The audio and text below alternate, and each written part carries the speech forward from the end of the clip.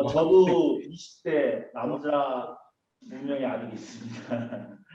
근데 지난 보궐선거 전에 요즘 분위기가 어떠냐 이렇게 물었는데 이전에는 민주당에 대해서 또 아빠가 국회의원이라는 거에 대해서 좀 떳떳하게 얘기를 했는데 요즘은 도저히 얘기할 수가 없는 분이다. 본인들 표현으로 쪽팔려서 얘기를 아예 할 수가 없다. 네, 좀 이렇게 얘기를 하더라고요. 그래서 진짜 마음이 참담하고 충격을 받았었는데 여실히 이것이 4.7 보궐선거의 결과로 드러났습니다. 사실 그동안 우리 청년들이 우리가 촛불 집회에 많은 참여도 하고 또 문재인 정부 탄생에 커다란 역할들을 많이 해주셨는데 그 과정에서 일자리를 마련해달라, 반칙 없는 세상, 또 특혜 없는 세상 이러한 것들을 우리 민주당에 기대하고 요구했었습니다. 그러나 우리는 그거에 대해서 제대로 응답을 못했고 결과적으로 실패를 자인할 수밖에 없는 그런 상황이 된 것 같습니다. 그래서 저희들이 다시 시작하기 위해서는 바로 우리 민주당이 기대를 했거나 또 그 전에 직접 지지를 안 했어도 우리 사회에 새로운 꿈을 펼치고 있는 우리 20대 청년들의 생생한 목소리를 듣는 것부터 우리가 출발해야 되겠다. 그리고 그 속에서 반성하고 우리가 무엇을 듣고 어떻게 변화해야 되는가 이것을 시작하기로 했습니다. 그래서 오늘 우리 청년 여러분들께서 마음에 담아 두셨던 것들을 편하게 잘 얘기해 주시고요. 저희들이 그걸 쓴약으로 잘 받아들이고 또 앞으로 저희들의 변화와 새로운 정책 대안을 만드는데도 적극 그것을 염두에 두겠다라는 약속의 말씀을 드립니다. 다시 한번 감사드리고 저희들 열심히 해나가도록 하겠습니다. 네, 감사합니다. 다음으로 송영길 당대표님께서 줌으로 참석을 해주셨는데요. 송영길 당대표님의 인사 말씀을 듣도록 하겠습니다.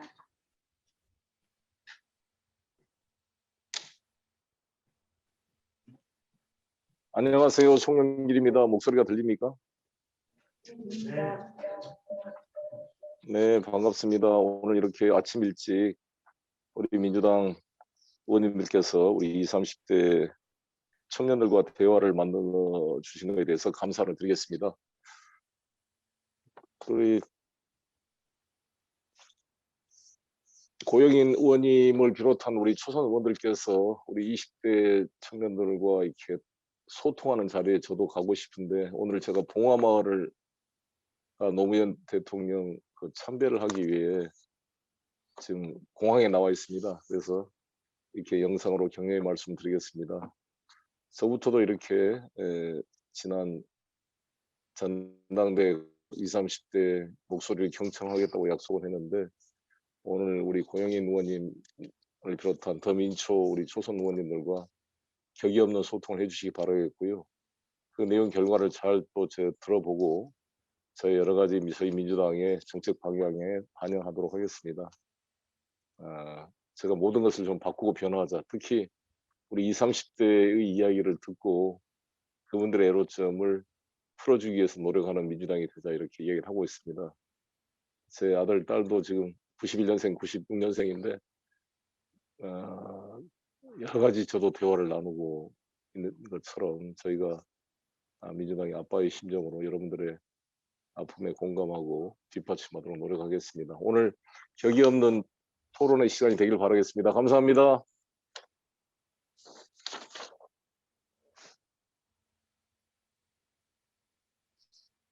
간략하게 설명드리도록 하겠습니다.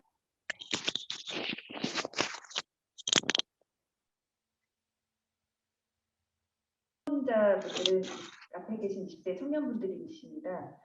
토론자께서는 20대가 바라는 민주당이 변했으면 좋겠다는 지점, 그리고 20대의 고통과 요구, 예를 들면 삶의 불안정성, 공정성 등에 대해 각 5분 정도로 먼저 발언을 해주시기 바랍니다. 이어 질의응답 시간에는 질문하시는 분은 각각 답변자를 지정해서 답변을 해주시고 8분이나 되시니까요. 만약에 지정자가 없으시다면 제가 정해서 답변을 듣도록 하겠습니다. 먼저 말씀하신 건 모르겠어요. 최지칠님께서 먼저 해주실까요? 네, 시작해 주시기 바랍니다.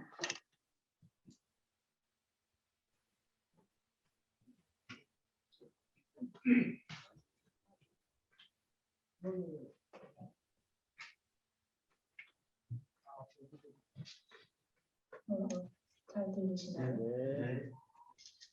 안녕하세요. 저는 서울대 인문대학생 최진실이라고 합니다.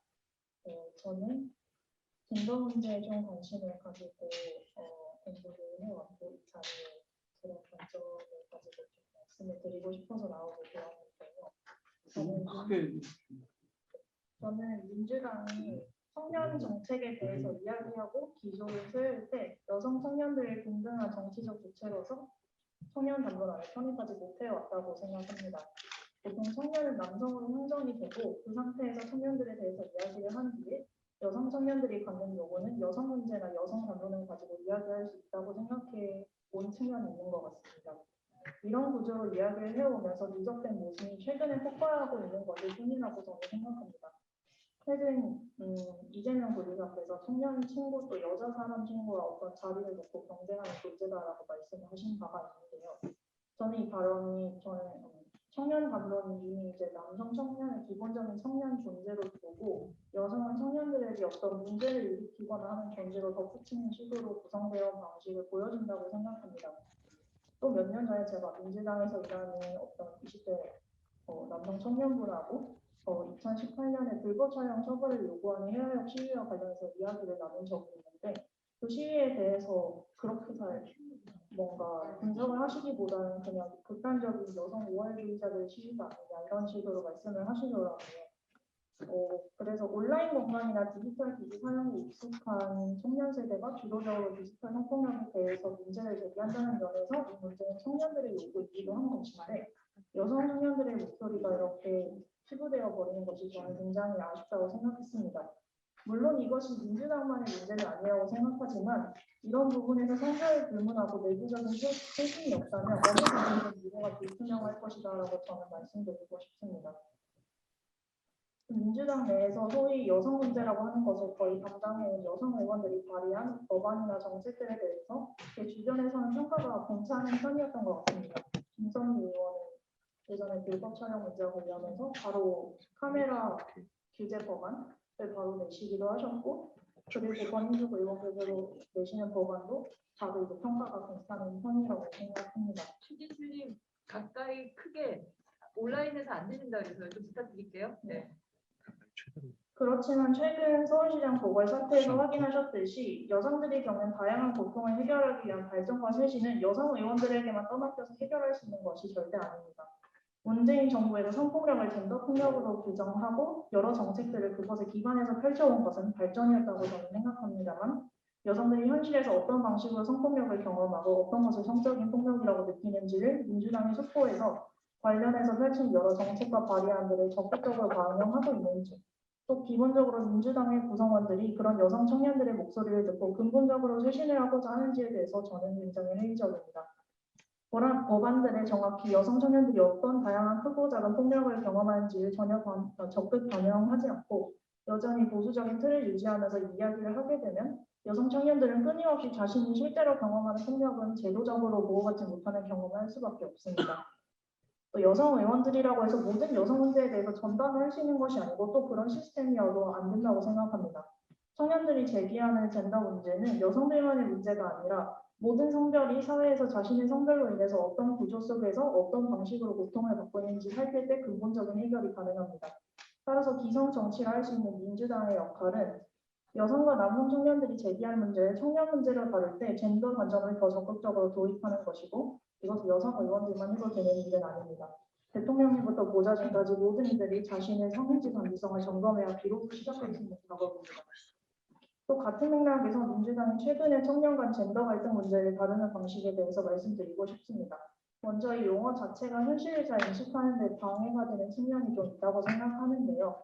이 용어는 청년이라는 집단이 두 성별 집단으로 나뉘고 이들이 각각 단일한 페미니즘 집단 그리고 반페미니즘 집단으로 진영화가 되어서 공존할 수 없는 의견 대립을 하고 있다는 인상을 줍니다. 그렇지만 페미니즘이라는 단어 자체가 악마화가 되어서 그렇지 저는 페미니즘이 제기하는 성평등과 관련된 문제의식이나 새로운 남성상이나 여성상과 같은 문제에 대해서 많은 20대 청년들이 점점 더 공감하고 있는 추세라고 생각합니다. 그런 통계나 보고서들도 많이 나와 있는 것을 확인했고요. 여성 청년과 남성 청년이 모두 내부적으로 페미니즘을 자체로 단일하게 구성되어 있는 것도 아닙니다. 그런 상황에서 이 용어는 현실을 반영하지 못할 뿐만 아니라 문제 해결에도 그다지 도움을 주지 못하고 있다고 생각합니다. 특히 이런 젠더 갈등이라는 프레임이 방금 말씀드린 기성정치가 청년을 남성으로 상정하는 감정과 합쳐지면서 저는 20대 여성들에게 이런 문제가 더욱 폭력적인 효과를 내어왔다고 말씀드리고 싶습니다. 이것이 갈등이라고 불리게 된다면 어쨌든 두 입장이 동등하고 또 그들이 대립한다는 말일 수 있는 것인데 정작 이런 문제를 다룰 때는 20대 남성 청년 중에서도 중산층이나 고학력 청년들의 목소리에 초점을 맞춰 오면서 남성들의 반페미니즘 정책을 어떻게 해소할 것인가에 초점을 맞춰서 민주당이 이 문제를 바라보았다고 생각합니다. 그러나 남성 여성 관계의 변화와 거기서 나타나는 갈등은 매 시대마다 항상 있어 왔고 전 세대에서 나타날 수 있는 정상적인 현상입니다. 그런데 민주당 20대 남성의 표를 잇는 것에 유독 집중하면서 퇴보적인 자세를 보여온 측면이 있다고 생각합니다. 페미니즘 문제 제기 또한 여성뿐만 아니라 남성 청년들 또한 제기하고 있는 청년 문제임에도 불구하고 이것이 다시 여성의 이야기로 배치되면서 여성 청년의 목소리는 다시 묻히고 있습니다. 이미 페미니즘적 문제의식은 여성뿐만 아니라 남성 청년에게서도 공감을 많이 얻어나가고 있는 비과학적 흐름이라고 생각합니다. 호주제나 아은의 구타 문제가 그랬듯이 말입니다. 말씀드린 기성정치의 젠더 관점에서의 역할은 누가 먼저 하느냐의 시간 문제라고 저는 생각합니다. 민주당과 같이 기득권을 갖고 있는 기성정치의 역할은 어떻게 성인지적 감수성을 기반으로 남성과 여성, 청년 모두를 고통에 빠뜨리고 있는 가부장적 젠더 역할 규범을 해체해 나갈 것인가를 고민하는 것이라고 생각합니다. 전 여기서 발언 마치겠습니다. 감사합니다. 저희가 청년분들을 다룰 때 여성 청년, 남성 청년 등 다양한 청년분들에게 좀 세심히 관심을 가지고 여성 청년이라고 여성 의원들만 신경 쓸 것이 아니라 청와대부터 이제 국회의원 전부 신경을 좀 하신 그리고 젠더 갈등 프레임에 대한 문제점을 들었습니다. 잘 들었습니다. 다음으로는 우리 님께서 발언 이어가겠습니다.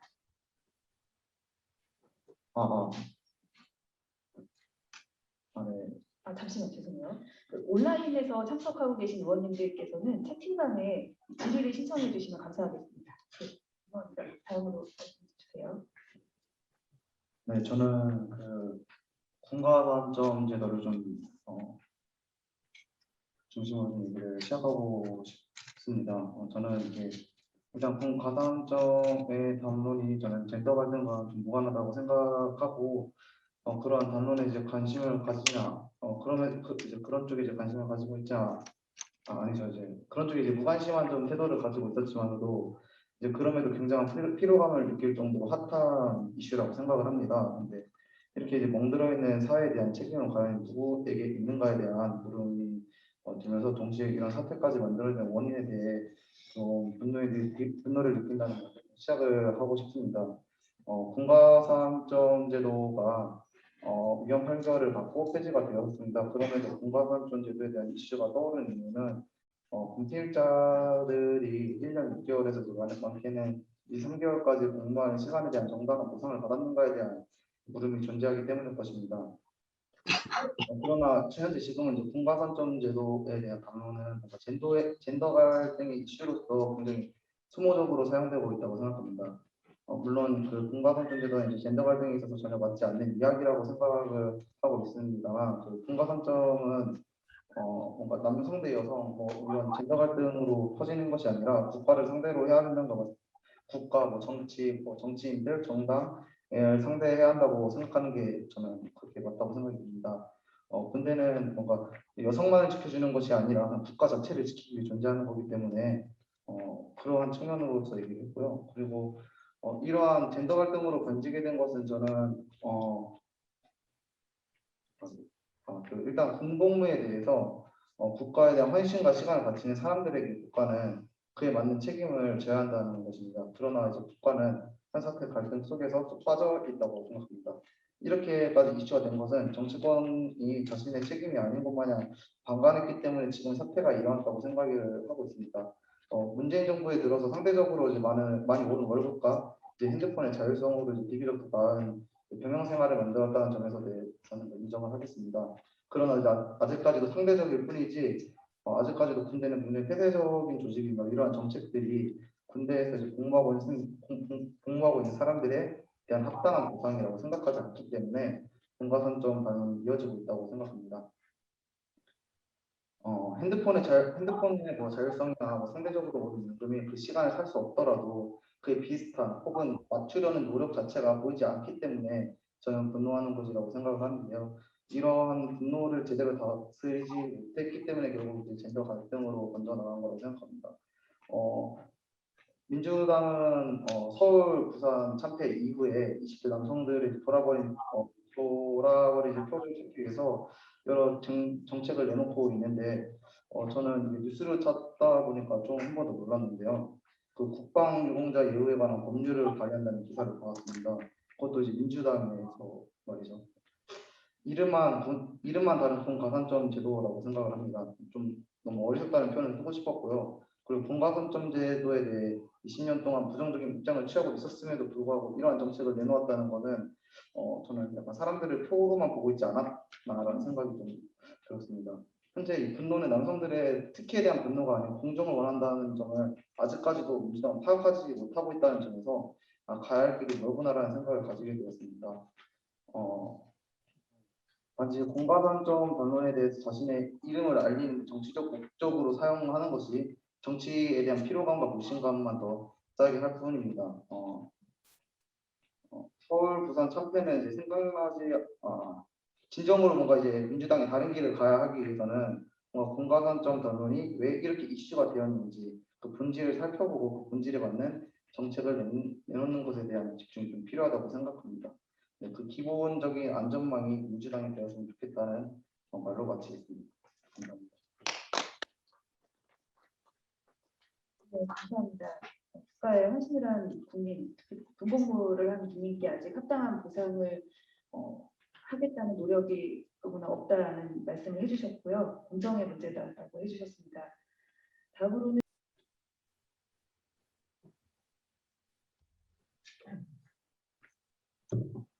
네. 안녕하세요. 저는 예술가로서 활동하고 있고 또 한편으로서 이제 문화 활동가로서 활동을 하고 있습니다. 저는 이 자리를 이제 처음 제안을 받았을 때 며칠 전에 제안을 받았었는데요. 좀 어떤 이야기를 해야 할지 좀 고민이 들었습니다. 구체적인 좀 제안을 해야 할지 아니면 일종의 토로를 해야 할지 좀 고민이 많이 들었습니다.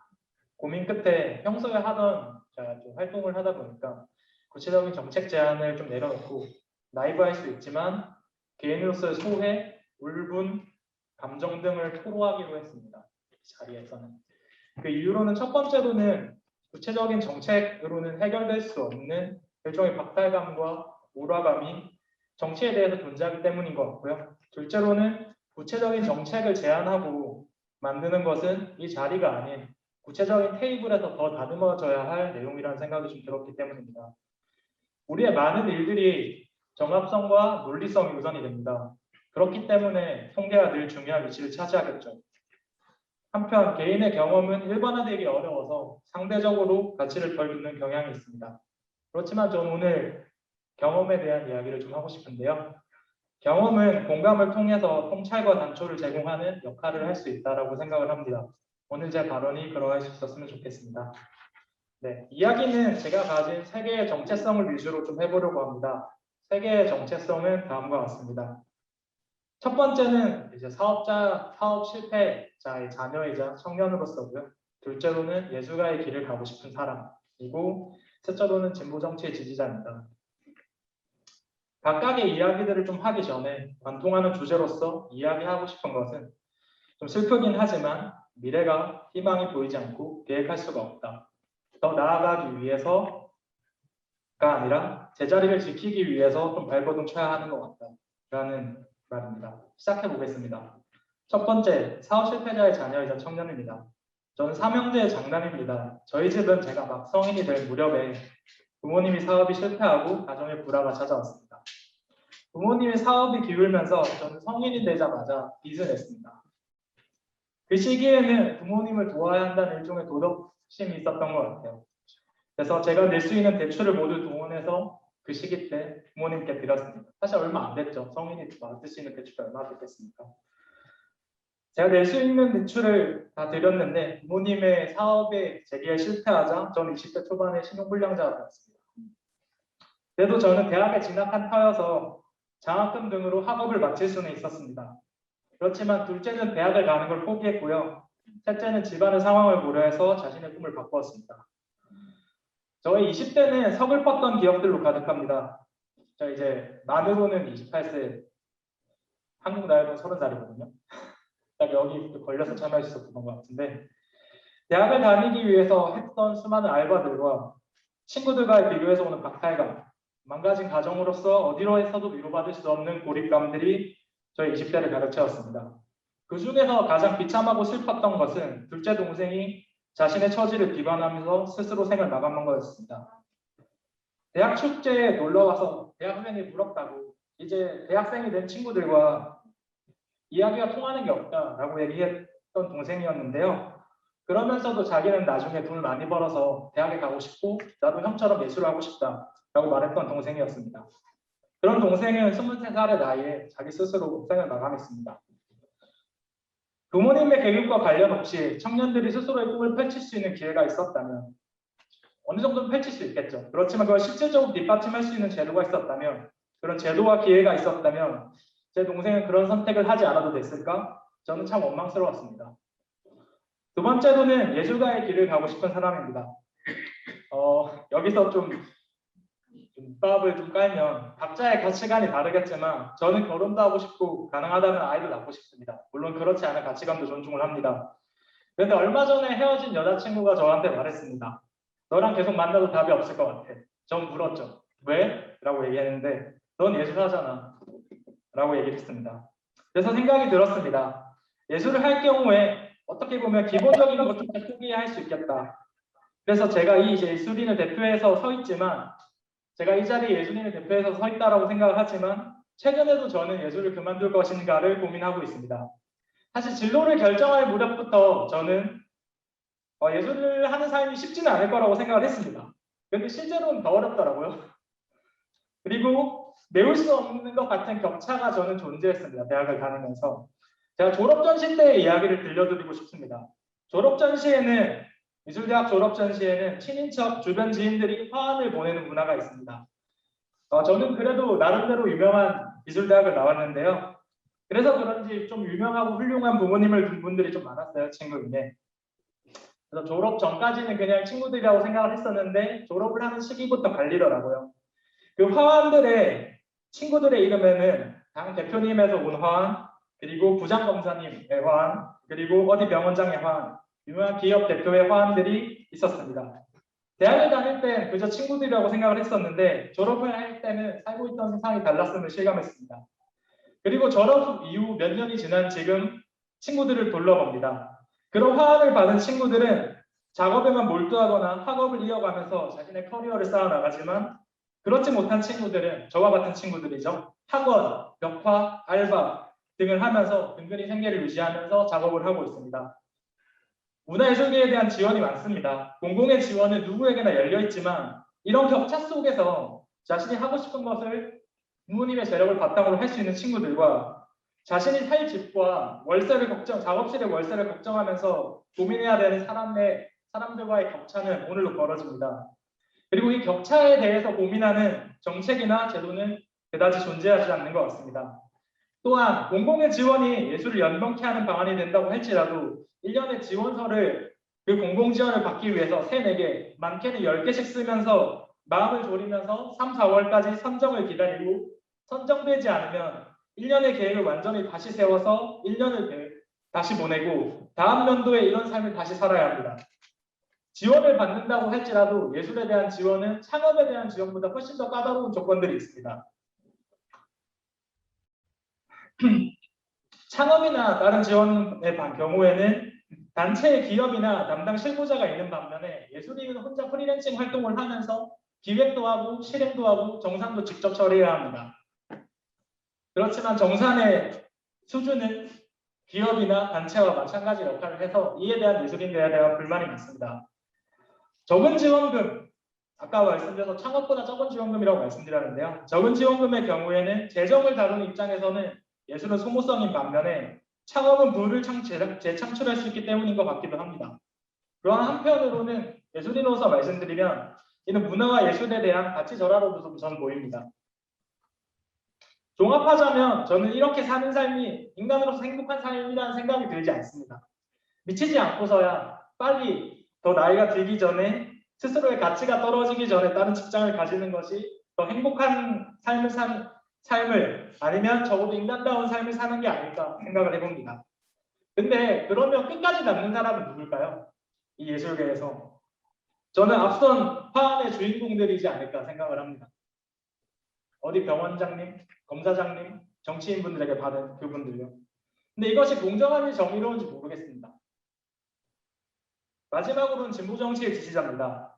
사실 이 간담회 오기 전에 어떻게 보면 저에게 요청을 받은 거고 저는 그 역할을 해야 되잖아요. 주변 사람들에게 물었습니다. 내가 이런 자리에 가게 되었는데 당신이라면 너라면 어떤 얘기를 할래? 라고 물었습니다. 다들 하는 이야기는 비슷했습니다. 다들 별로 하고 싶은 이야기가 없다. 그 자리에 가서 내가 무엇을 전달한다고 할지라도 달라질 거라 생각하지 않는다. 어떻게 보면 평범한 정치에 대한 무관심, 혐오일 수도 있겠습니다. 하지만 이가 달랐다라고 생각을 하는 것은 이 친구들은 얼마 전까지만 해도 정치에 대한 참여는 시민들의 의무다라고 말했었던 친구였고요. 아버지는 정치부 기자입니다. 그리고 다른 친구들 같은 경우에는 저가 2016년, 17년에 촛불 집회 때 같이 있었던 학생운동을 하던 친구들입니다. 제가 다니던 학교에서 저는 학생운동을 꽤 오래 했고 총학생회장까지 했었는데요. 16년과 17년에는 앞서 가는 친구들과 함께 집회에도 캠페인에도 참여했고 그 시기는 우리가 세상이 바뀔 수 있을 거라고 믿었습니다. 희망을 가지고 있었습니다. 그렇기 때문에 기회는 평등하고 과정은 공정하고 결과는 정의로울 것이라던 그 연설이 그렇게 가슴 뛰지 않을 수가 없었습니다. 그렇지만 이 정부가 끝나가는 시점에서 이 기대는 어디로 가는지 모르겠습니다. 우리들은 살기 위해서 오늘도 각자 도생하고 있고 나의 개교로 도달할 수 없는 곳에서는 언감성 생심을 내지 말아야 합니다. 우리의 이야기는 어디에서 시작했든 주식으로 끝이 납니다. 평등, 공정, 정의라는 정부의 기조는 내로남불과 진영 논리 속에서 빛이 발했다라고 생각을 합니다. 사실 제가 보기에는 민주당이 또 다른 기득권이라고 생각이 듭니다. 솔직하게 냉정하게 말씀을 드리면 저는 민주당을 또 보면은 볼 때마다 매번 민주당의 색이 무엇인지 잘 모르겠습니다. 다양한 정치적인 스펙트럼을 바탕으로 현실적 수권이 가능한 정당이라는 게 민주당의 강점이고 이것들이 꼭 필요한 정치적 역할이라는 생각이 들기도 합니다만 확실한 노선이 없이 갈팡질팡하는 모습들은 어느 쪽도 잡지 못하는 결과들을 낸다고 생각을 합니다. 이번 서울시장의 결과도 그렇다라고 생각합니다. 결과에 대해서 20, 30대가 국민의힘이 잘해서라고 답한 반면 7%인 반면에 민주당이 못해서는 61%라고 답했습니다. 이건 다들 분석하셨겠죠? 그렇지만 저는 이거에 대해서 20, 30대가 보수화가 되어서가 아니라 양당제라는 체제 속에서 딱히 대안이 없었기 때문이라고 생각을 합니다. 이들 15%의 다른 대안을 택한 20, 30대 여성들이 반증한다고 생각을 합니다. 페미니즘 이슈가 뜨거운데요. 저는 본질적으로는 한별 갈등의 원인이 아니라 경쟁과 결과주의 사회에서 내 삶의 기회가 자리가 박탈당할 수 있다라고 하는 그 불안감이 더 큰 원인이라고 생각을 합니다. 그 우라가 페미니즘에 지어져 있다고 저는 생각을 하고요. 이는 인천국제공항에서도 비슷하게 나타났었던 것 같습니다. 결국 원론적인 이야기지만 사회에 존재하는 여러 문제들에 대해서 정확하게 진단하고 땜질이 아닌 구조적인 해법을 제시하는 것이 저는 필요하다고 생각을 합니다. 네, 여기까지가 저의 토로였고요. 마지막으로 그래도 문화예술에 대한 이걸 대표해서 나왔으니까 정책 제안을 좀 해보자면 구체적으로 필요한 사안은 다음과 같다라고 생각이 듭니다. 첫 번째로는 지금 이번 정부 제1 기조였지만 계속 묻히고 있는 예술인 권리보장법의 통과라고 생각을 하고요. 두 번째로는 지금 청년들의 예술계 진입 시기를 위한 정책들이 좀 많아지고 있습니다. 그런 한편 예술 활동을 계속 지원할 수 있는 초기 지원을 받고 이후에 계속 활동을 펼쳐나갈 수 있는 그런 것들에 대한 지원이 필요한 것 같습니다. 그게 아니라면 계급 격차에 따라서 예술을 계속 할 수 있고 아니고가 저는 갈린다라고 생각을 합니다. 그것 외에도 예술 지원 외에도 문화예술에 대한 지원과 예술인에 대한 지원은 다릅니다. 예술인 복지 정책에 대한 예산이 사실 적습니다. 이것에 대한 증대와 사업 확대를 좀 부탁을 드리고 싶습니다. 네, 그리고 마지막은 그냥 친구들이 좀 전달하고 싶은 얘기를 짧게 얘기를 하겠습니다. 두 가지만 말하고 싶은데요. 간담회를 할 때마다 사실 민주당에서 활동하는 친구도 있었거든요. 간담회를 할 때마다 좀 듣고 나서 어떻게 되는지 잘 모르겠다. 그냥 듣기만 하는 것 같다. 그리고 내가 여기에서 뭔가 말을 해도 언어가 안 통하는 것 같다라는 얘기를 했는데 이 간담회 이후에서는 조금 그런 것들이 없길 바라고요. 두 번째로는 제 친구가 그냥 장난스럽게 해줬던 말인데 문자 폭탄 신경 쓰지 말고 일하시랍니다.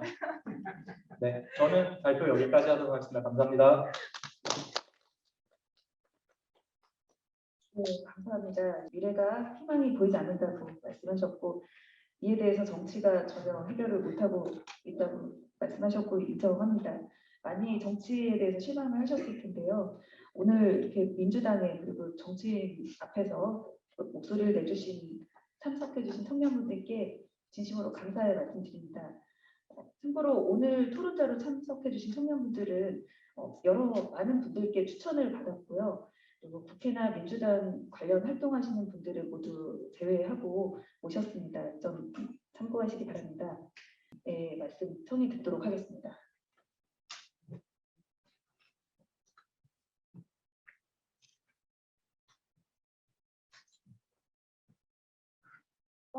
안녕하세요. 이번에 막 20살이죠. 일단 저와 제 주위 동년배들이 생각하는 민주당 지지율 하락의 몇 가지 원인을 꼽아보도록 하겠습니다. 일단 첫 번째 원인은 미흡한 코로나의 후대처라고 생각합니다. 코로나 초기 효과적이고 신속한 대응으로 세계적으로 각광을 받고 국가 내에서도 크게 지지율이 올라 전체 300석 중 180석 가까이 되는 174석을 차지했습니다. 하지만 그 이후 대처가 부족했다고 생각합니다. 아이들은 학교를 못 가서 교육격차가 벌어져 공교육이 무너질 동안 교회는 꾸준히 대면 예배를 강행했고 유흥업소라 칭하는 성매매 장소는 규제에서 벗어나 운영되었습니다.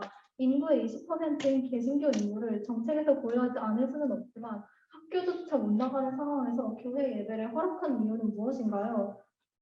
모두가 마스크를 쓰고 돌아다니는데 감염 경로 불명 확진자의 주 원인인 성매매 업소에 제재를 가하지 않는 이유는 무엇인가요? 그리고 마지막으로 모두가 불편함을 감수하며 방역수칙을 지켜 QR코드를 찍고 체온을 잴 때 불특정 다수의 집회를 허락하는 선거 유세 사진을 왜 다른 민영 소셜미디어에 올리는 것인가요? 그리고 그냥 이건 추가하고 싶은 말인데 뉴스에 그 잠깐 몇 분이라도 얼굴을 비칠 동안 여기엔 안 계시는 것 같은데 마스크 좀 제발 잘 써주셨으면 좋겠습니다. 코에 은근슬쩍 내려가지고 하는 거 다 보입니다. 그리고 BBC 코리아는 한국 정부 그리고 한국 국민이 일명 K 방역에 심취하여 후속 대처가 미흡했다고 지적하는데 저도 앞선 이유로 이에 동의하는 바입니다. 초반에는 우수한 방역으로 압도적인 지지를 받았지만 점점 떨어지는 지지율을 보면 국민들도 특정 계층의 편의를 봐주는 듯한 구멍 뚫린 정책을 눈치채고 있다는 점을 알 수 있습니다. 앞서 언급했듯이 지난 총선에서 민주당은 180석 가까이 되는 의석을 차지하면서 의회에서 여대 야소 지향이 형성되었습니다. 과반수가 넘는 의석을 차지했음에도 실질적인 변화를 이끌어내지 못하는 민주당의 행보는 국민들의 기대를 저버리는 일입니다. 민주당은 반대하는 의견에 부딪혀 입법이 수월하지 않다고 하지만 300석 중 180석은 과반수가 넘는 인원으로 이 정도 인원을 가지고 반대 의견에 부딪혀서 입법이 수월하지 않다? 이러는 민주당의 모습은 기만적으로 느껴집니다. 차별금지법과 같이 유엔에서 권고하는 기본적인 인권 토대를 위한 법조차 통과되지 못하는 이유는 무엇인가요? 그리고 또 차별금지법도 정의당에서 발의한 것으로 알고 있는데 이런 일을 민주당이 이끌어갈 때도 되지 않았나요? 장애인 복지 산업재 세월호 진상 규명까지 정부가 약자의 편을 서서 제대로 해결한 사건이 무엇이 있나요? 민주당이 진보라 불리는 것 자체가 한국 사회가 얼마나 우경화되어 있는지 보여준다고 생각합니다. 민주당은 민정당을 보고 국간 없이 정치를 하지 못한다고 비난하지만 민주당이야말로 민정당 없이 정치를 하지 못하는 것 같습니다. 아무리 정치가 패권이 아닌 사학을 고르는 일이라고 하지만 국민의힘보다 어떤 이유도 청년들의 지지를 기대할 수 없습니다. 언론의 무책임한 보도도 민주당이 해결해야 할 문제입니다. 한국은 언론 자유평가에서 180개국 중 42위를 기록하여 아시아 국가 중 언론 자유지수 1위를 차지했지만 40개국을 대상으로 한 언론 신뢰도 조사에서 40위로 마지막을 기록하였습니다. 가짜 뉴스를 퍼뜨리기는 쉽지만 잘못된 정보를 바로잡는 데는 막대한 시간과 자원이 필요합니다. 애초에 악의적으로 왜곡된 정보를 유포하는 일을 막을 수 있도록 가짜 뉴스를 처벌하는 수 있는 법을 제정해야 합니다. 특히 코로나 시국에 백신 수급이나 부작용에 대한 불안감을 확산한 언론에게 책임을 물어야 한다고 생각합니다. 이도 코로나의 미흡한 대처 중 하나라고 생각하는데 부작용에 쓰이는 부자는 부수입, 부입, 부업과 같은 한자로 주된 작용 이외에 추가로 나타나는 작용입니다. 당연하게도 부작용이 없는 백신은 없습니다. 허나 아스트라제네카 백신은 화이자에 비해 떨어지는 것처럼 보도하고 이제 또 화이자 백신을 확보하니까 또 화이자 백신의 부작용을 집중적으로 보도하는 언론 그리고 또 심지어 대통령이 백신을 바꿔치기했다는 모함은 언론의 자유를 포장할 수 없는 수준입니다. 자유가 있으면 이에 대한 책임을 져야 합니다. 검찰 개혁만큼 시급한 것이 언론 개혁으로 174석으로 언론 생태를 바꾸지 못한다면 다음 대선을 패배하는 것은 당연한 수순이라고 생각합니다. 마지막으로 서울과 부산 재보궐선거의 원인의 성범죄에 대해 이야기하겠습니다. 일단 대한민국의 주요 도시 2개에서 성희롱으로 재보궐선거를 하게 됐다는 것 자체가 국가의 수치라고 생각합니다. 재보궐선거에 드는 비용을 생각하면 국민 세금의 낭비이며 코로나 상황에서 시장이 없는 몇 달은 방역 대처에 악영향을 미쳤습니다. 본인의 의무를 끝까지 책임지지도 못하는 두 시장에 크게 실망했고 민주당 내 의원들의 2차 가해도 다시 실망했습니다. 오세훈 서울시장의 정치적인 행보에 동의하지 않지만 그가 쓴 전 시장 상층의 사과문은 흠잡을 것 없이 깔끔했습니다. 전임 시장의 장례를 서울시 기관장을 치르고 서울 광장에 분향소를 설치하지 않고 설치할 시간에 민주당이 책임지고 사과만 했어도 이번 서울시장의 결과와 조금이라도 달라지지 않았을까라는 생각이 듭니다. 그럼 이상으로 발표를 마치겠습니다. 감사합니다. 감사합니다.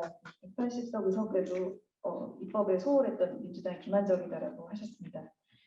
부탁드립니다. 네, 의원님들 의정 활동 시간에 맞춰서 왔는데 아직 온라인으로 열심히 듣고 계신지 메모는 하면서 듣고 계신지 모르겠습니다. 그렇게 듣고 계실 거라고 믿습니다. 민주당을 지지하지 않지만 문재인 정부가 성공해야 한다고 생각해서 나왔습니다. 정권의 실패는 결국 국민의 피해로 귀결되기 때문입니다. 민심 위반 원인에 대해서는 그간 많은 진단들이 있었기 때문에 저는 의원 여러분들께 3가지 질문을 드리고자 합니다. 첫째, 조국 사태 국민을 향해 사과하신 겁니까? 아닙니까?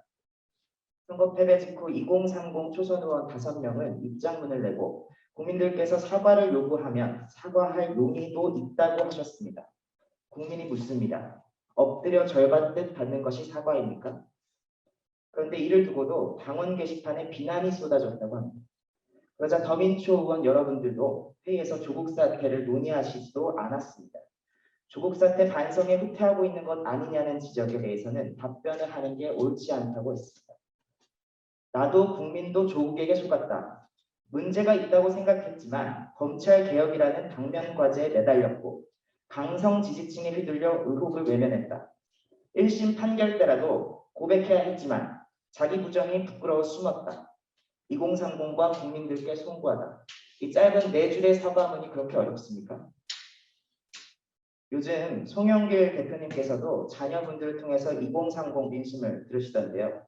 의원님들도 한번 집에 가셔서 여쭤보십시오. 하다못해 방에 인턴 비서라도 붙잡고 물어보십시오. 허위 인턴, 허위 표창장으로 대학을 간 사람이 있는지 말입니다. 내로남불 얘기는 피하고 싶어하는 민주당의 모습은 선거 이후에도 현재 진행형입니다. 둘째, 출연료 편향성 논란에도 불구하고 방송인 김어준 씨는 민주당의 성역입니까? 민생을 얘기해도 모자랄 시간에 생태탕 논란만 한창이었습니다. 김어준의 뉴스공장발 이슈 확대 재생산이 이뤄졌습니다. 저는 지난달 김어준의 뉴스공장 작가 채용 공고를 본 적이 있습니다. 경력 2년 미만 작가는 오전 6시에 출근해도 급여가 주 50만 원 내외입니다. 근로자도 아니고 프리랜서입니다. 자료조사, 출연자 섭외, 원고 작성을 맡습니다. 누구는 이 원고를 읽기만 해도 하루에 200만 원을 버는데 이들에게 이게 한 달치 월급입니다. 결과의 정의에 부합합니까? 편향성 논란에 말할 것도 없습니다. 박원순 피해자에 대한 2차 가해 논란, 추미애 장관 아들 논란에 대한 호도, 이용수 할머니 배우 주장 논란 등 공정, 정확, 진실의 범주를 벗어난 보도들이 난무했습니다. TBS가 시민 언론입니까? 독립 언론입니까? 공영방송입니다. 전파를 독점한 공영방송에서 사실과 다른 주장을 계속하는 것은 방통위, 방심위로부터 제재를 받아야 할 일입니다. 저는 요즘 한겨레 신문 초대 사장을 지내셨던 청암 송건호 선생의 원고를 엮은 책을 읽고 있습니다. 이 선생님께서는 전두환 정권의 언론기본법을 비판하면서 다음과 같은 말을 남기셨습니다. 정부의 특혜를 입은 언론기업은 정부의 대변자 구실을 하든가 아니면 비판 활동을 못하게 된다. 국가 또는 지자체에서의 언론에 대한 재정상의 지원은 진실 보도를 못하게 하는 가장 큰 원인 중 하나다라고 쓰여 있습니다. 국민에게는 마치 엄정 중립인 듯이 민주주의를 지지하느냐 하면서 야당을 비방하고 여당을 두둔하여 국민을 속여서는 안 된다고도 적혀 있습니다. 김어준의 뉴스공장이 곱씹어봐야 할 대목이라고 생각합니다.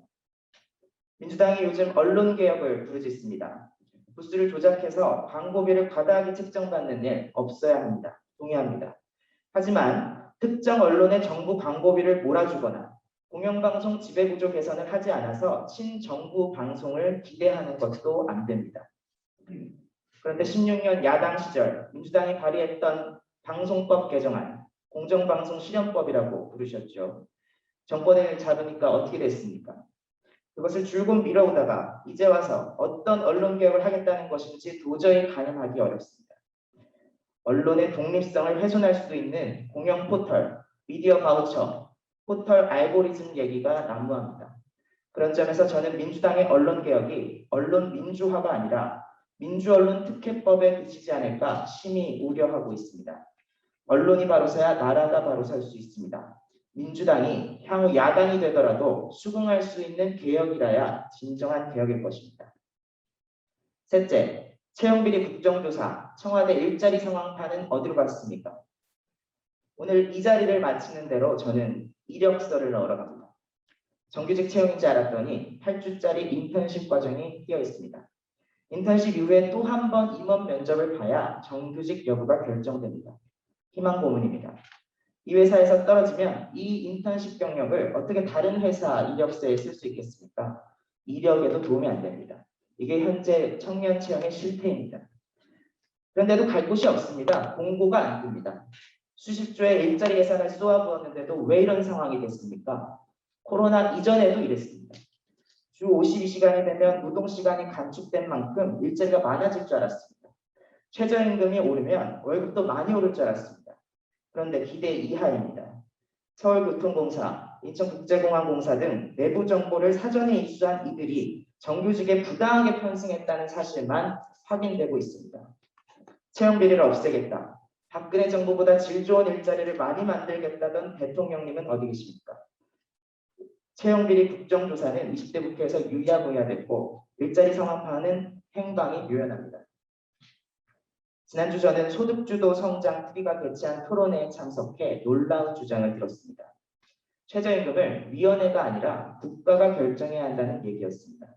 바로 그 자리에 최저임금위원회 노동자위원도, 사용자위원도, 심지어 공익위원까지 지내셨던 분도 계셨지만 아무도 반박하지 않았습니다.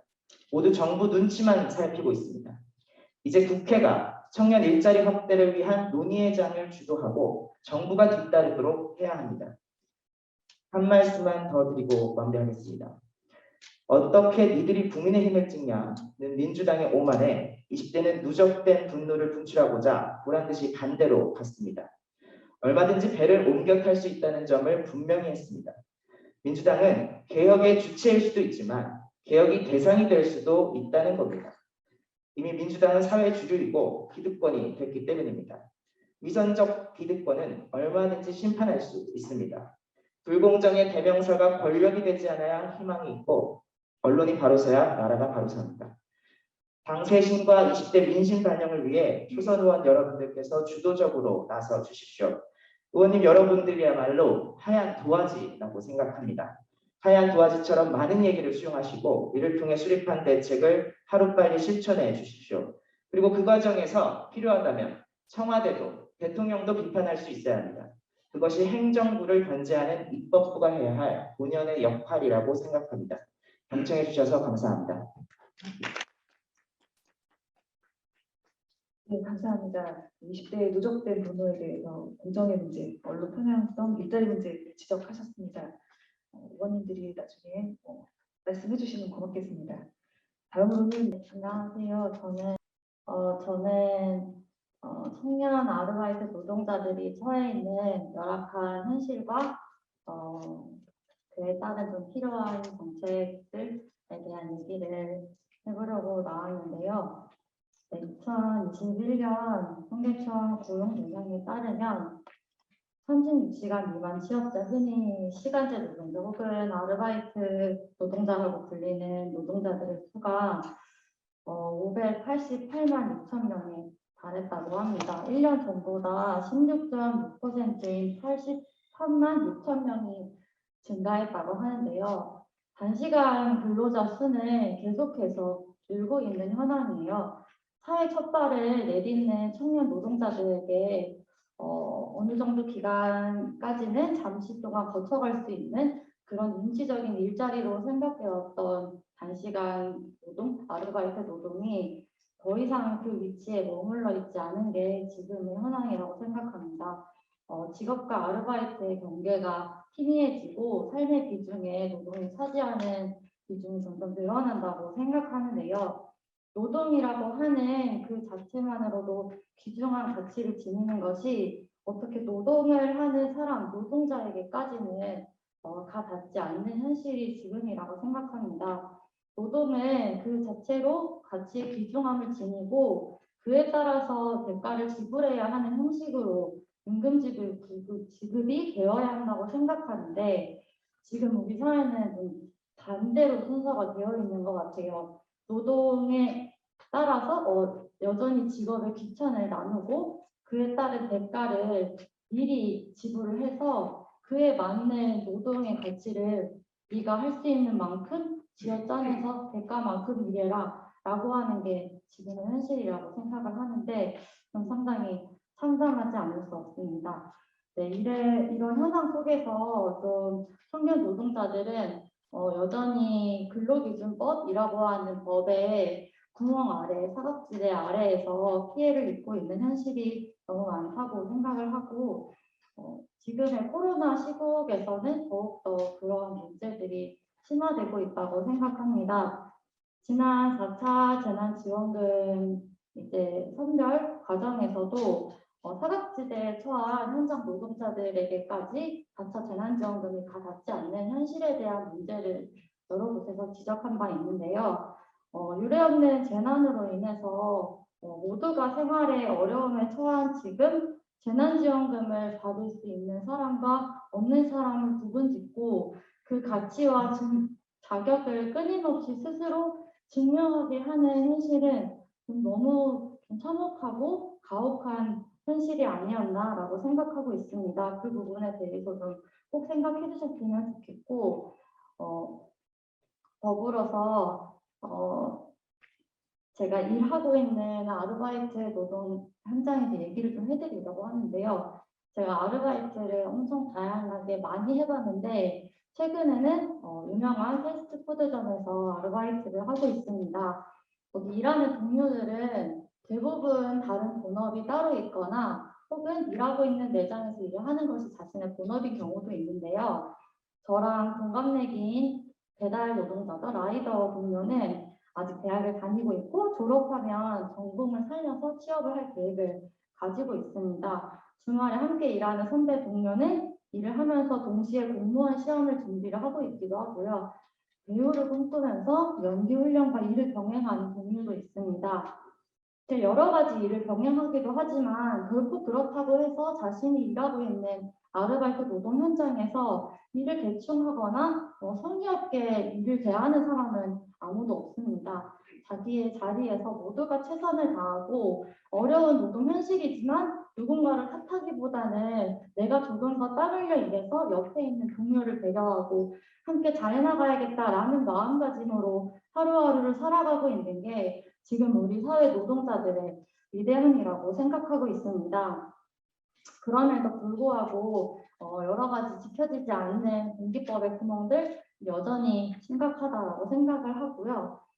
관련해서 짧게 드리고 싶은 정책 제안이 있는데요. 근로계약서 등록을 지방노동청에 의무화하는 제도를 제안드리고 싶습니다.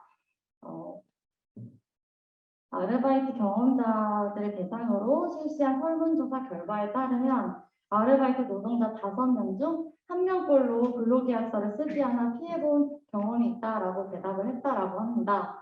또한 이러한 근로계약서 미작성 그룹의 42.1%가 최저임금도 받지 못하는 것으로 되어 있는데요. 최소한의 생활 안전과 노동자들을 보호하기 위해 만든 근로기준법의 위법 취지가 상당히 훼손되고 있다라고 하는 생각이 듭니다. 그래서 가장 중요하게 노동자들에게 가장 중요하게 작용하는 것이 바로 이 근로계약서라고 생각을 하는데요. 이 유무에 따라서 이후에 노동자들이 피해를 입었을 때 어느 정도 구제받을 수 있는지도 천차만별로 달라지기도 하고요. 중요한 부분이라서 이 근로계약서 등록이 의무화된다라고 했을 때 기대할 수 있는 기대 효과들이 상당히 많다라고 생각합니다. 실제 사업주들도 근로계약서를 어떻게 정확하게 작성해야 하는지 모르고 있는 경우도 많아요. 그래서 잘못된 형식으로 작성하는 경우도 많고 해서 사업주와 노동자 관계없이 둘 다에게 좋은 효과를 낼 수 있을 것으로 기대하고 있습니다. 네, 제가 준비한 발언은 여기까지인데요.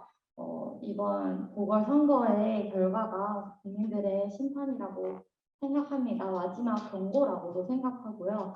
부디 자리의 무거움을 잊지 마셨으면 좋겠고 언제나 국민들이 가장 현명하고 위대하다는 점을 꼭 기억하시고 자리에 책임을 다해 주셨으면 좋겠습니다. 감사합니다. 네, 감사합니다. 이 단시간 노동자분들의 현실을 좀 말씀해 주셨고 근로계약서들 의무화, 그래서 정책 마련을 촉구해 주셨습니다. 잘 참고하겠습니다. 안녕하십니까. 잘 부탁드리고요. 일단 저도 분노를 좀 표출해 보려고 합니다. 저는 민주당 지지자입니다. 민주당 지지자이고 대선, 지방선거, 총선 어느 하나 빠짐없이 여러분들의 정권을 지지해 왔습니다. 가장 큰 이유가 무엇이냐? 촛불 집회 때 저는 당과대 깃발을 들고 거의 매번 가서 박근혜 정권의 심판을 위해서 편지까지 써가면서 안에서 자면서 허리 디스크까지 걸리면서 촛불 집회를 해왔습니다. 한번 그 이유를 살펴볼까요? 저희 젊은 세대들이 가장 분노했던 것이 무엇이냐? 여러 가지 있지만 정유라 사건 잘 아시겠지만 이제 최순실의 딸이 특혜로 삶을 살아가고 있던 점, K스포츠 재단 등 정치권이 여러 경제권과 결부하면서 생겼던 그런 문제들, 불공정 이런 것들이 너무 싫었습니다. 저는 그때 대학교 1학년이었고 촛불 집회가 일어날 때 우리가 바꿔보자. 이번에 정권을 바꿔서 우리가 잘 살 수 있는 세상을 만들어보자. 그래서 저도 마찬가지로 문재인 정권이 처음 나왔을 때 가슴이 뛰었습니다. 이번에야말로 진짜 국민들이 원하는 세상을 만들어볼 수 있겠다. 하지만 그 뒤에 살펴볼까요? 조국 사건, 윤미향, 그리고 박원순, 오거동처럼 서울, 부산 시장까지. 여러분 혹시 코로나 때문에 정치하기 힘들다고 생각했지만 저는 오히려 다행이라고 생각합니다. 만약에 코로나가 아니었다면 그 촛불 집회 대상이 이번 정권이 될 수도 있었다고 생각합니다. 그만큼 20대 청년들은 지금 현 정권에 대해서 엄청난 실망을 하고 있습니다. 지금 사회를 보면은 청년들이 노동보다는 성과보다는 돈의 가치에 매몰되고 있습니다. 노동을 해도 성과를 얻어도 저기 멀리 있는 돈을 많은 사람들 난 죽어도 이길 수 없습니다. 그러니까 비트코인을 하고 영혼을 끌어모아 주식을 하고 투기를 하고 어차피 망하면은 어차피 망하는 거고 내가 열심히 해도 인간한테 살지 못할 바에는 그냥 투기를 해서 잘 살고 안 되면 망하겠다 라는 생각이 20대 청년들 사이에서 하나둘씩 번지고 있습니다. 과연 이것이 우리가 약해서이기 때문일까요? 우리가 약해서이기만 하고 우리가 개인적이기만 해서일까요? 저는 그것은 아니라고 생각이 듭니다. 여러분들은 국회의원이시지 않습니까? 국민의 대표이십니다. 혹시 당의 색을 더 잘 표현해야 된다고 생각하십니까? 저는 아니라고 생각합니다. 만약에 이런 사건들이 있을 때, 만약에 이번 정권에서 민주당 인사가 나와서 잘못을 저질렀다면 여러분들은 물론 민주당 출신 의원들이시지만 국민의 대표로서 그 이전에 국회의원으로서 국민들을 위하여 저 사람을 제대로 비판하고 반박할 수 있는 그런 마음가짐이 준비되어 있어야 저희가 더 여러분들에게 신뢰를 할 수 있다고 생각을 합니다.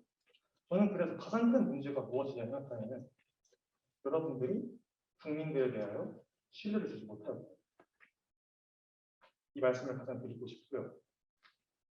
그 신뢰가 왜 가장 중요하냐 하면은 여러분들은 아까 말씀드린 대로 국민의 대표이시기 때문에 신뢰가 있지 않으면 절대로 대표로 설 수 없으신 분들입니다. 우리가 그만큼 여러분들에게 신뢰를 드렸고 그러면 그 대표로서 여러분들은 저희에게 그 신뢰를 보여주셔야 하는 겁니다. 그의 또 어떤 예로 보면은 국민들은 복지는 원하지만 어떻게 보면은 세금은 또 올라가기 원치 않지 않습니까? 세금이 올라가기 원치 않은 가장 큰 이유가 뭐라고 생각하십니까? 내가 돈을 내는 게 그냥 싫어서?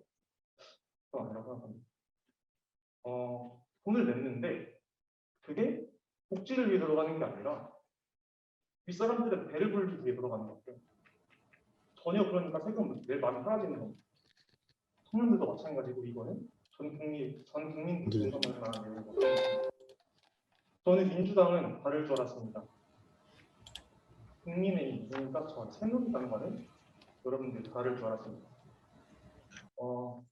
저희는 여러분들에게 기득권을 드리기 위해 촛불 집회를 한 것이 아니고 80석을 드린 것이 아니고 제대로 기억해 주셨으면 좋겠고 제가 법대에 재학했었고 지금 휴학 중인 사람으로 한 말씀 드리고 싶은 게 뭐냐면은 혹시 여러분 법을 입학하실 때 법에 대한 제대로 이해를 하고 법을 규정을 하고 계십니까? 혹시 법의 이념 세 가지를 제대로 아시는 분은 많이 계실지 잘 모르겠는데 물론 아시는데 제가 이렇게 말씀을 드린 거는 조금 무례할 수 있지만 제가 왜 이런 합리적인 의심을 하냐면 일단 국회가 일하는 국회라고 해서 요즘에 여러분들이 열심히 하는 거 잘 알고 있는데 열심히 하는 국회가 법안을 잘 만드는 국회가 아니라 법안을 많이 만드는 국회인 것 같습니다. 법안을 많이 만들고 일단 막 던져요. 50%씩 던집니다. 제가 느끼는 그래요. 그러고 그것이 좀 잘못되는 것은 이봉책으로 꽁꽁 맵니다.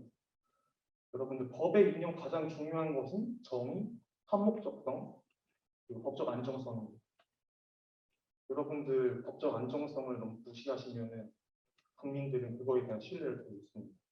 여러분들 꼭 입법하실 때 제대로 법을 하나를 만들더라도 제대로 만들 수 있는 국회의원들이 되었으면 좋겠습니다.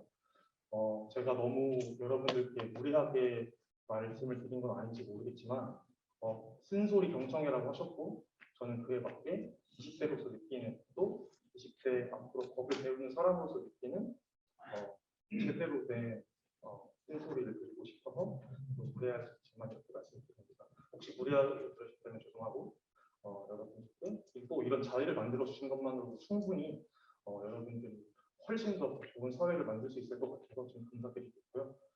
이번 기회에 이렇게 말씀을 드리게 된 것 같아서 너무 감사합니다. 저는 이만 말씀 마치겠습니다. 네, 감사합니다. 가장 큰 문제라고 지적하신 것이 국민의 대표인 민주당 국회의원이 국민에게 신뢰를 주지 못했다는 점은 인상적으로 들었습니다. 마지막으로 저는 평화통일 운동을 또 하고 있는 중에 있고요. 마지막인 만큼 잘 해보도록 하겠습니다. 사실 앞에서 얘기 나왔던 것들을 많이 공감되기도 하고 또 저의 고민이 또 반영되어 있는 얘기들도 많았습니다. 사실 오기 전에 먼저 거절을 했었는데요. 이 자리가 내가 가서 한데 뭐가 바뀌겠나라는 생각을 했습니다. 하지만 안 바뀌더라도 벽에라도 내가 소리를 쳐야겠다. 그리고 그게 나의 권리라고 생각을 했습니다. 여러분들은 저희가 뽑은 사람들이잖아요. 그만큼 저의 얘기를 좀 해보도록 하겠습니다. 문재인 대통령의 업적이라고 하면 뭐라고 얘기할 수 있을까요? 다들 한반도 평화체제 구축을 앞장서서 왔다라고 얘기하실 텐데요. 그 업적은 지금 정권 말기에 업적이라고 할 수도 없을 정도로 망가져 있습니다. 그래서 저는 이 분단에 대해서 왜 망가졌는지 그리고 최근에 논란되어 있는 이 여성 징병제와 군 가산점제에 대해서 얘기를 해보도록 하겠습니다. 저는 이렇게 평화가 없는 곳에서는 정의와 공정도 없다고 생각을 합니다. 한반도에 왜 평화가 없습니까? 분단이 되었기 때문이죠. 76년 동안 분단은 공고하게 유지되고 있습니다. 분단으로 인한 한국 사회의 군사화 문제 또한 분단의 역사만큼 오랜 시간 문제되어 왔고 지금도 이 문제는 논란거리로 있습니다.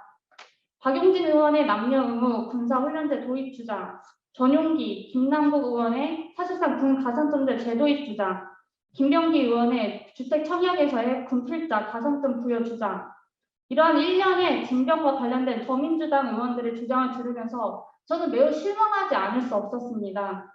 자칫 재보궐선거의 패배를 만회하기 위해 소위 이대남 마음 잡게 여념이 없는 모습에서 여성의 목소리는 그 어디에도 없었습니다. 여성은 임금, 고용기회, 성폭력 등 사회 전반의 영역에서 젠더 불평등을 경험하고 있으며 99년도 군 가산점제에 대한 위헌 판결을 낸 헌재도 이러한 현실을 인정하고 있고 군 가산점제가 공무수행 능력과 관련 없는 성별에 기반한 것은 여성의 사회 진출 기회 박탈이라고 지적한 바 있습니다. 또한 여성이 군사훈련에 함께 참여한다고 해서 더 나아가 진병이 된다고 해서 젠더 평등이 이루어지는 것은 결코 아닙니다. 여러 가혹행위 논란 속에서 남성 중심적인 공간으로 공고하던 이 군의 기존 체계에 대한 변화가 없는 한 여성을 군대로 보낸다고 해서 성평등이 이루어지는 것은 아닙니다. 마치 남녀 모두가 군대에 가야 정의와 공정이 실현된다고 생각하는 이러한 호도는 20대 청년을 위한 주장이라고 결코 할 수 없습니다. 오히려 지금 현재 한국군의 병력 60만이죠. 이는 기형적으로 많은 것입니다. 오히려 비대한 이 군전력을 줄여야 합니다. 대만, 일본, 독일의 병력은 모두 20만 명 안팎입니다. 20대 청년들에게 군복을 어떻게 하면 더 많이 입혀서 군사훈련에 동원할까를 고민할 것이 아니라 한반도의 군사적 긴장의 근본적인 원인을 최소화하여 사회의 군사화를 어떻게 하면 해소할 수 있을까를 절실히 고민해야 합니다. 한반도의 군사적 긴장을 완화하기 위한 이러한 평화구축 과정을 통해서 남북한의 병력을 각각 20만 명으로 감축하고 그리고 통일 후 다시 남북 10만 명씩 20만 명으로 감축해도 안보 위협에 충분히 대처할 수 있습니다. 이렇게 평화가 안착될 때 징병 문제는 해결될 수 있습니다. 이렇게 계속 제가 주장하고 있는 이 한반도 군사적 긴장의 근본 원인이 이 분단은 한국 사회가 군사화되고 폭력으로 점철되게 만들었습니다. 또한 기득권을 지키는 방법으로 정치적 반대자를 매장하는 방법으로 특권과 반칙을 허용하는 방법으로 이 분단은 이용되어 왔습니다. 이는 문재인 대통령이 독일의 기간지에 기고한 글에 적혀 있던 말입니다. 이처럼 분단이 유지되는 이상 정의와 공정은 온전히 실현되기가 어렵습니다. 그렇게 분단된 한반도에 경중을 올리고 한반도 평화 안착을 위해 노력하겠다던 정부와 180석을 확보한 집권 여당은 지금 무엇을 바꾸었습니까? 2018년도에 판문점 평양선언은 현재 사장될 위기에 처해져 있습니다. 한반도 평화의 촉진자로서의 역할을 하기 위해서는 이 미국 행정부의 눈치를 볼 것이 아니라 주동적으로 판을 만들어야 합니다.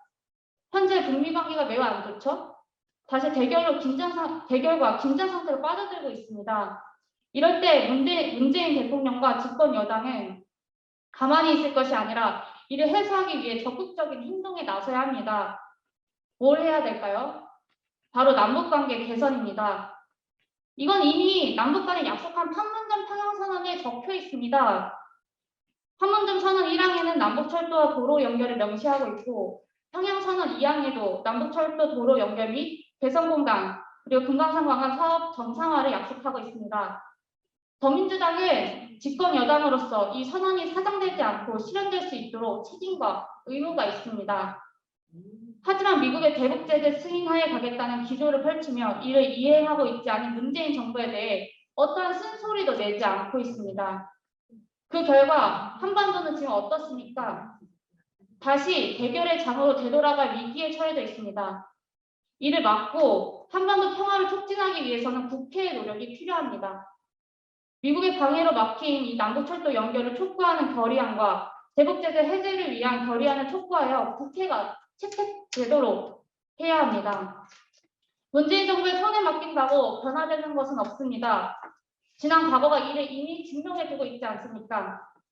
남북관계 개선을 통해 한반도 비핵화와 평화체제 구축을 위한 길을 걸어야 합니다. 이렇게 전쟁이 종식되고 한반도에 공고한 평화체제가 안착될 때 정의와 공정은 저는 실현될 거라고 생각합니다. 분단 현실로 인해 현재도 많은 사람의 삶이 파괴되어 있습니다. 소성리 주민들을 여러분은 잊지 않으셨겠죠? 잊으신 것 같습니다. 소성리 주민들은 미국의 본토 방어를 위해 들어온 사드 배치를 반대하고 매달 진행되고 있는 성능 개량을 위한 공사를 저지하기 위해 싸우고 있습니다. 그 조그마한 마을에 경찰이 2,000명에서 3,000명이나 되는 경찰력이 들어옵니다.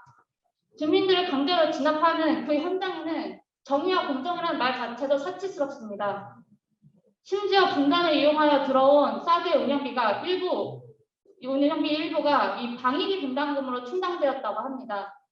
지금 11차 협상이 끝난 방위비 분담금은 이제 국회 기준을 앞두고 있죠. 그러나 코로나로 경제가 힘들고 지금 청년 경제가 이렇게 힘든데도 13.9%라는 역대 최고의 증액을 이루었습니다. 그리고 정부 발표를 뜯어보면 거짓으로 점철되어 있습니다. 분단 체제를 유지하고 이에 기생하는 일련의 문제들은 안보라는 이름으로 정의와 공정은 물론 평화마저 말살시키고 있습니다. 따라서 집권 여당인 더민주당이 정의와 공정이라는 가치를 진실되게 실현하고 싶다면 20대 청년 모두를 군대에 보내는 것이 아니라 한반도 평화체제 구축에 주동적으로 나서야 합니다. 이 과정에서 정의와 공정이 건설되어야 하며 이를 위해서 정부에 대한 비판도 피해서는 안 됩니다. 네, 저는 여기까지 하겠습니다. 감사합니다. 한반도의 군사적 긴장을 근본적으로 해결한다면 정의와 공정, 젠더 문제 등 사회 문제들을 상당수 해결할 수 있는데도 민주당이 집권 여당인데 적극 행동에 나서지 않고 있다 지적을 해주셨습니다. 이상으로 자유토론을 마치고 질의응답 시간을 갖도록 하겠습니다. 먼저 현장에 계신 우리 국회의원분들께서 질문해 주시기 바랍니다.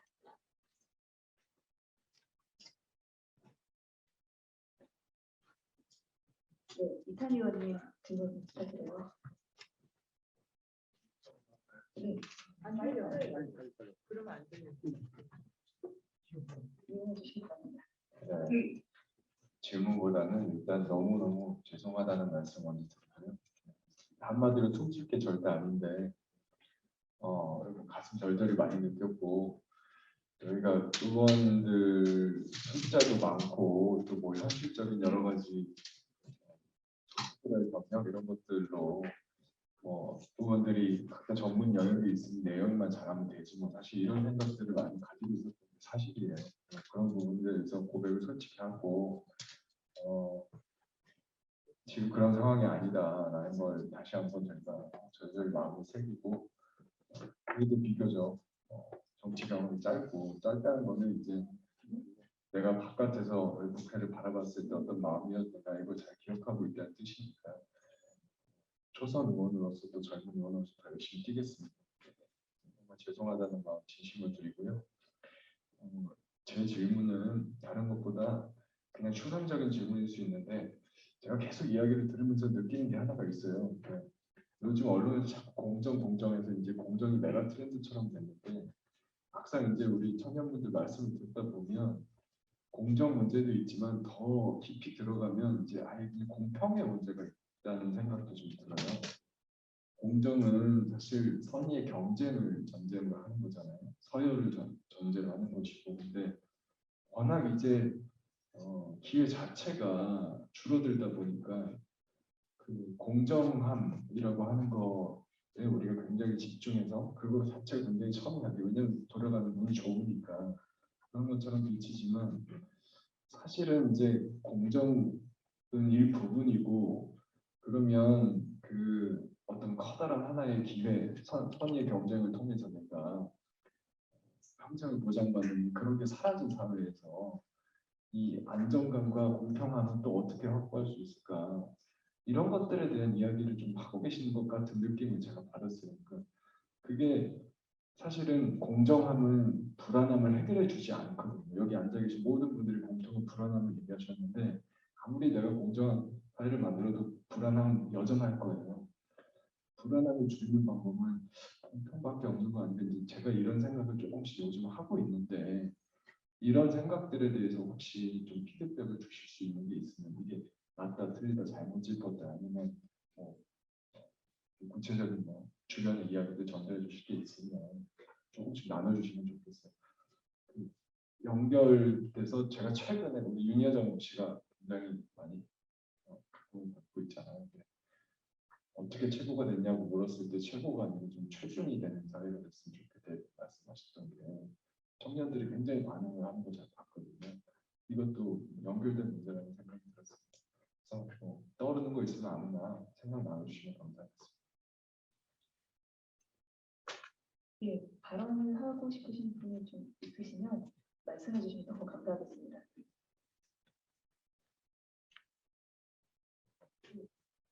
말씀해 주세요. 혹시 공평을 위한 가장 대전제가 어떤 거라고 생각하시는지 여쭤보고 싶거든요.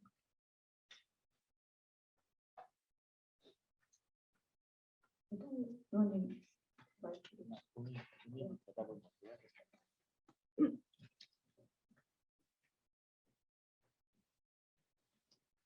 저는 제가 다시 질문을 받을 거라고 상상을 못했는데 일단 제가 딱 떠오르는 생각은 존엄성이겠죠. 우리가 사람 한 명 한 명을 얼마나 존엄한 가치로 인정하느냐, 그게 뭐 사회적인 합의 수준이 다 다를 수 있다고 생각하거든요. 그것들을 무겁게 받아들일수록 이제 공평함에 대해서 사람들이 더 많이 수용할 수 있을 거라는 생각. 존엄성이 상당히 가장 제일 이제 먼저 얘기했지만 저는 또 지금 우리 사회에서 공평이 가장 안 되는 이유 중 가장 큰 이유가 투명성이 없다고 생각합니다.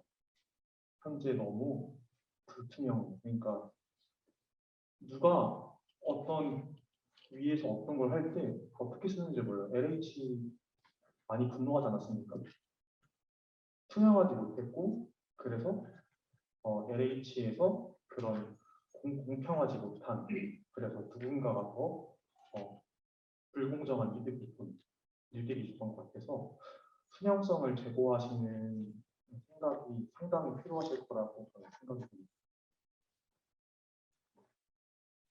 네, 다시 한번 공지 말씀드리면 온라인으로 참석해 주신 의원님들께서는 채팅방에 질문을 신청해 주시면 대신 질문 드리도록 하겠습니다. 다음 질문 받아도 이찬희 의원님 질문에 이어서 그러니까 이제 사실은 경쟁만 이제 경쟁에서의 공정한 룰만 중요한 게 아니라 사실은 나보자들을 위한 정책들이 마련되는 것이 중요하고 저는 그것이 정치의 역할이라고 생각하는데요. 이번에 국회 들어와서 그래도 잘한 게 있다면 많은 민생 법안들을 처리를 했죠. 그래서 고용보험도 확대되고 뭐 국민취업지원제도도 지금 시행 중이고 그런데 이게 좀 사회 안정망들이 꼼꼼하지는 않는 것 같아요. 저희도 보면은 실업급여를 부정수급하는 청년들도 있듯이 그리고 이번에 일자리 정책 같은 경우에 지원금이 190만 원 나오니까 가짜로 40만 원짜리 일자리 고용한 것처럼 40만 원 주는 일자리면서 지원금을 타가고, 그러니까 이게 지금 정책들은 좋은데 이게 체계가 다 하나도 안 잡혀 있으니까 이게 체감이 잘 안 되고 있다라는 말씀도 드리고요. 그다음에 이제 20대 남성과 20대 여성의 젠더 갈등 문제 이제 계속 나오는 이유 중에 하나가 저는 20대 남성의 사회 진출이 늦어지기 때문이라고 생각을 하거든요. 그럼 본질적으로 저희가 20대 남성과 여성이 경쟁을 기본적으로 하려고 하면 이 부분에 대한 보정은 어느 정도 있어야 된다고 생각을 합니다. 그런데 이제 그것이 저는 공공기관에만 시행되는 군가산점제도 대안이 아닌 것 같고, 모병제라는 것을 기본 전제로 깔고 있는 남녀평등 복무제도 아닌 것 같아요. 가장 기본적인 것은 취업 연계가 될 수 있게끔 도와주는 것인데, 가령 국민취업지원제도에도 경단령 특례가 있습니다. 그럼 여기 물론 지금 청년 특례가 있지만 제대군인 지원 특례를 넣을 수도 있는 거고요. 제대군인 지원법에 현역 병사도 포함해서 지원 대상을 확대할 수도 있는 것이고, 그 다음에 군 복무를 학점으로 인정해주는 제도가 있는데 이게 학교에서 대부분 확대가 안 돼 있습니다. 이런 것들만 확대를 해줘도 사회 조기 진출이 가능하고요. 그다음에 퇴직금 개념으로 접근해서 주는 것도 저는 가능하다고 보는데, 이낙연 대표께서 뭐 사회 출발 자금 3천만 원 하셨는데 왜 3천만 원인지는 모르겠습니다만, 이게 내일채용 공제 같은 이제 이 고용노동부에서 하고 있는 것처럼 청년이 그래도 성실성이 담보돼야 되니까 청년도 저축을 하고 정부가 보조해주는 이런 정책으로 해가지고, 그런 3천만 원은 과하다고 생각하지만 그런 부분들에 대해서는 보정이 된다 그러면 이대남과 이대녀의 경쟁도 공정해질 수 있고, 그런 말씀해주신 공평 문제도 해결될 수 있지 않을까라는 생각이 들었습니다. 예, 말씀 감사합니다. 다음 이소영 의원님 질문해 주시겠습니까?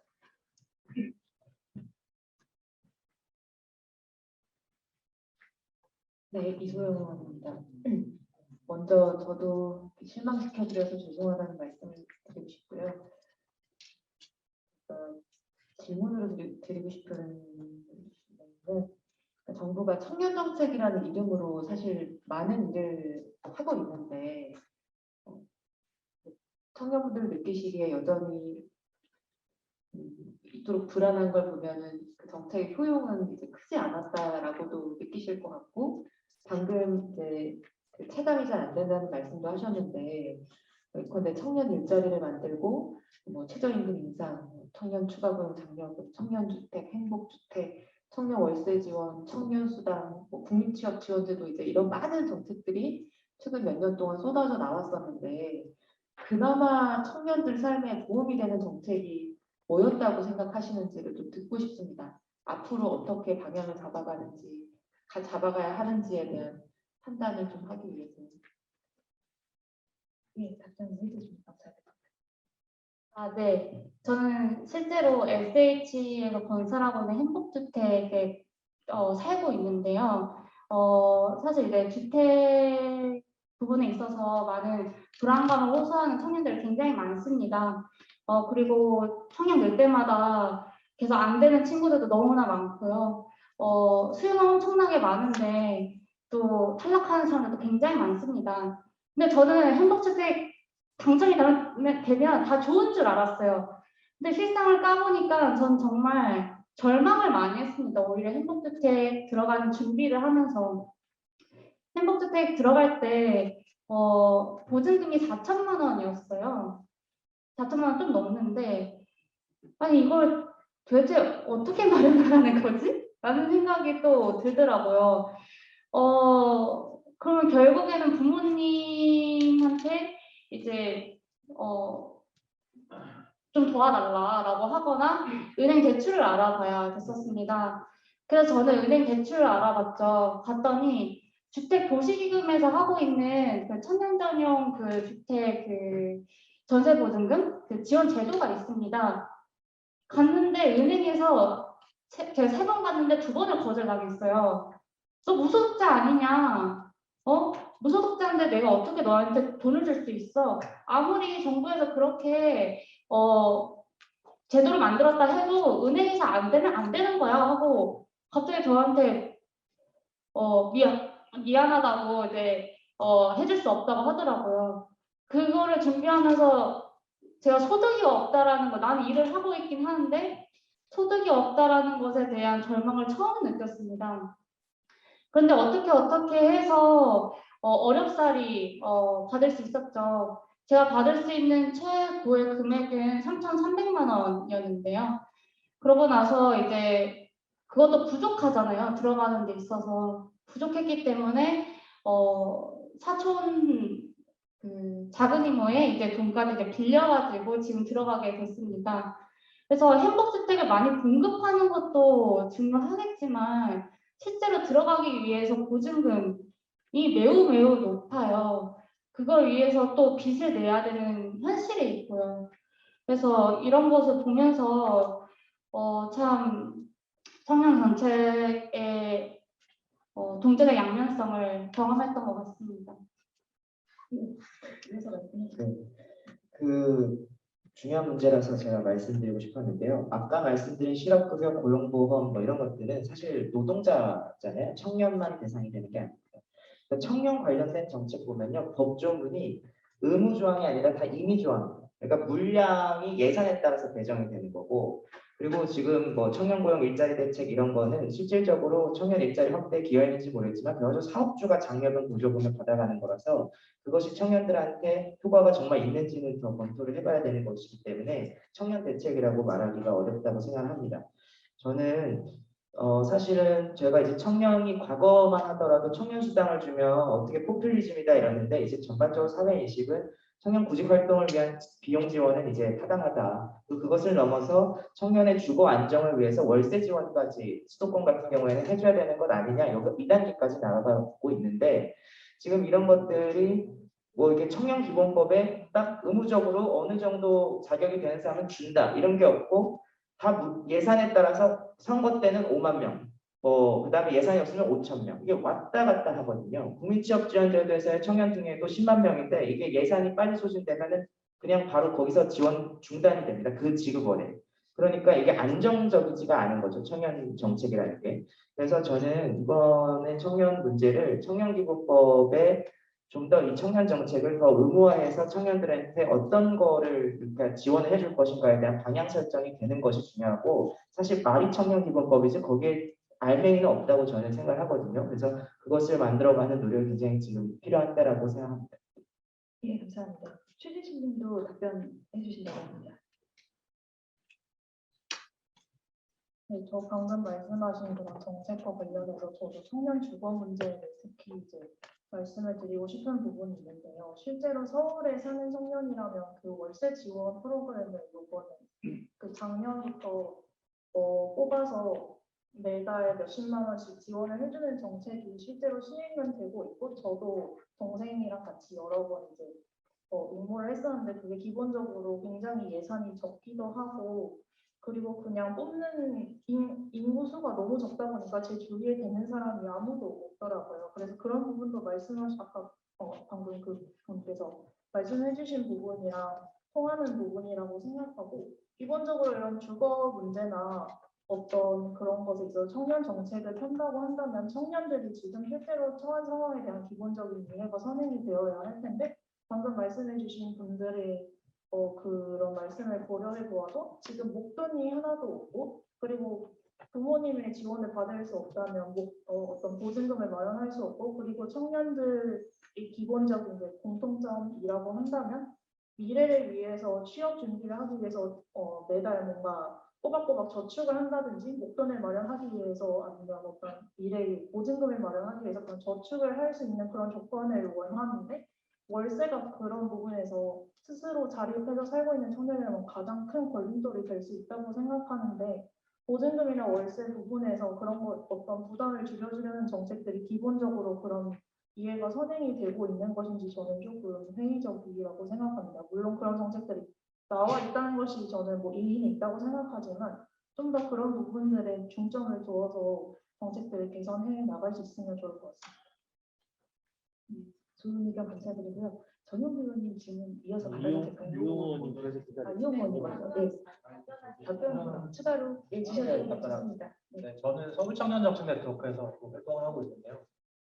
지금 나온 얘기들이 가장 긴급한 문제들이 사회 안정망, 주거 일자리에 대한 얘기들 위주로 나오고 있는 것 같은데 서울청년 정책 네트워크에서 얘기하는 것들이 기존의 틀로서 좀 재단하려고 하는 것들, 일자리 주거 문제 가장 긴급한 거긴 하지만 그거 외에도 청년이 바라고 있는 것들이 더 있을 거고, 다음 이제 청년이라고 하는 건 일자리 문제도 있지만 다음 세대를 살아가는 것으로서 바라는 감각들이 있잖아요. 그런 것들이 얘기가 되면서 주거 일자리나 사회 안정만 말고 젠더나 아니면 기후나 환경에 대한 얘기들을 서울 청년정책에서 정책으로 만들어지고 많이 이제 통과가 되고 있고, 그게 참여하는 큰 상황이 되고 있습니다.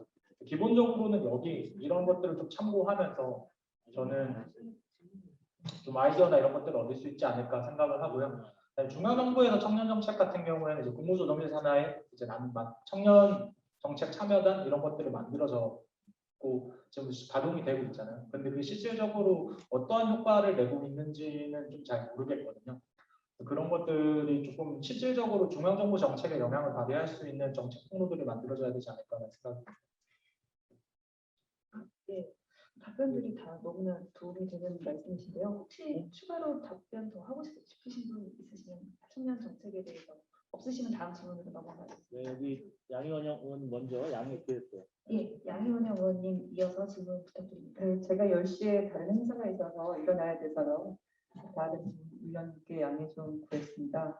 오늘 말씀해 주신 거 너무나 뼈아프게 이제 잘 들었고, 이제 제가 이제 섭외를 하면서 부탁을 드렸는데 한마디가 정말 굉장히 귀중한 말씀이어가지고요. 너무 감사드리고, 저는 뭐 질문이 따로 있는 거라기보다 오늘 말씀하신 거에 대해서 어쨌든 저는 실무 차원에서 말씀 좀 드리면 관련 의제를 다 정리를 좀 하려고 해요. 여러분께서 주신 거를. 그리고 그 의제에 대해서 한 번 더 피드백을 좀 부탁을 드립니다. 그게 충분히 전달이 됐는지를 확인 좀 해주시고, 그리고 그 건에 대해서 저는 이제 저희 초선 의원님들 전체의 의제 제안을 좀 드리려고 합니다. 그렇게 해서 우리가 해결할 수 있는 거, 그리고 모든 걸 다 해결할 수 있겠다고 이렇게 얘기하는 것도 사실은 진실된 건 아니라고 생각하고요. 저희가 할 수 있는 거, 그렇지 못하는 거, 그리고 사실 입장이 다른 것도 있을 수 있을 겁니다. 그런 것들을 좀 구분을 해서 다시 또 말씀을 드리겠다. 그리고 여러분들의 도움이 필요한 것도 있을 것 같아요.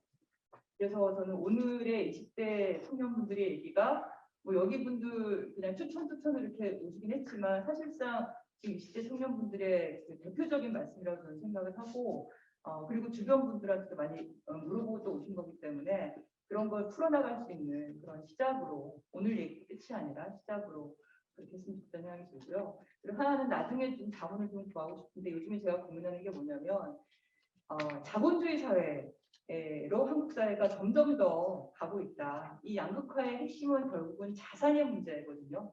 그러니까 자산이 있는 사람과 그렇지 않은 사람, 부모의 자산이 있는 사람이잖아요, 결국에는.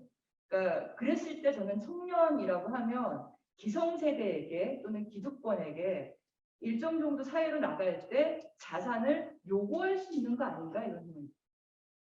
그러니까 아까 예산이 있는 대로 뭐 이렇게 시혜적으로 또는 뭐 추첨을 해서 누군 되고 안 되고 이런 것이 아니라 그 자체를 기성세대나 아니면 뭐 기득권일 수도 있고, 저는 이제 그 보육원 대상 아이들에게 그러니까 적금 넣어주는 거 하거든요. 제가 적금 얼마 주면은 그 정부에서도 얼마 줘서, 그래서 20세가 되면은 그 적금 통장을 줘요. 그런 것처럼 기성세대가 그 자산을, 자본주의 사회에서의 가장 기본적인 자산을 제공하는 역할을 해야 되는 거 아닌가. 이 건에 대해서 혹시 기회가 된다면 청년분들 얘기를 좀 듣고 싶은 생각입니다. 네, 이상입니다. 예, 고맙습니다. 그러면 바로 질문으로 넘어가도 될까요? 네, 이용우 의원님 질문 부탁드립니다.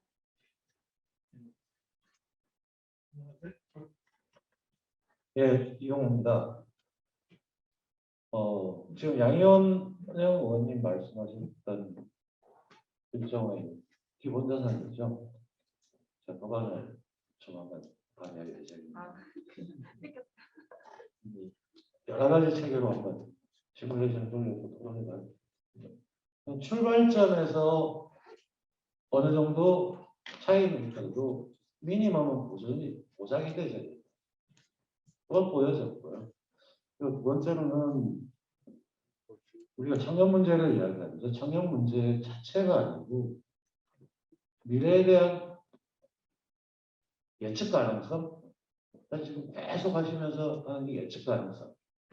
나 이렇게 하면 뭐가 될 수 있다는 예측 가능성이 없고 막막하게 막혀 있다는 그걸로 봤어요. 그래서 특히 아까 신민주님이나 최진실님이 젠더 문제가 아니고 청년의 일자리와 청년의 미래에 대한 희망, 첫 출발점의 공정성 그런 부분이라는 부분에 깊이 공감합니다. 그래서 아까 양 의원님이 말씀하셨듯이 국가 예산이라도 좀 가면 하루아침에 될 수 있는 사안은 아니기 때문에 우선순위나 이런 여러 가지 있었어야 되는데 그런 것들이 그냥 그때 나와서 이게 어디와 어떤 거 관련이 있는지 모르는 그런 상태를 상당히 문제가 됐던 것 같아요. 특히 남성 중심의 가부장적 사회 구조에 대해서 정면적으로 재편을 해야 되는 이슈를 저희들이 하지 않은 채 남녀 문제다 이렇게 지적에 깊이 공감합니다. 그래서 특히 국가가 국민들한테 해야 될 최소한 의무가 무엇인가 아까 군대 문제도 마찬가지고 이 문제를 본격적으로 제기해 주시면서 구체적인 이야기들을 앞으로도 계속 얘기해 주시면 좀 더 정책에 반영해서 저희들이 좀 더 새겨야 될 것 같다는 생각이 듭니다. 그래서 특히 아까 그 체질적인 같은 경우에 남녀 문제가 아닌 보편적인 문제 이런 부분 했던 부분을 조금 더 구체적인 이야기 좀 더 듣고 싶네요. 예, 최 교수님 혹시 조금 더 추가해 주실 수 있으세요? 네, 좋은 말씀 감사드리고요. 토론문을 이제 제가 말씀을 드릴 때 조금 언급을 하기는 했는데, 아까 이기훈님께서 말씀하신 거랑 좀 통하는 면이 있다고 생각하는데요.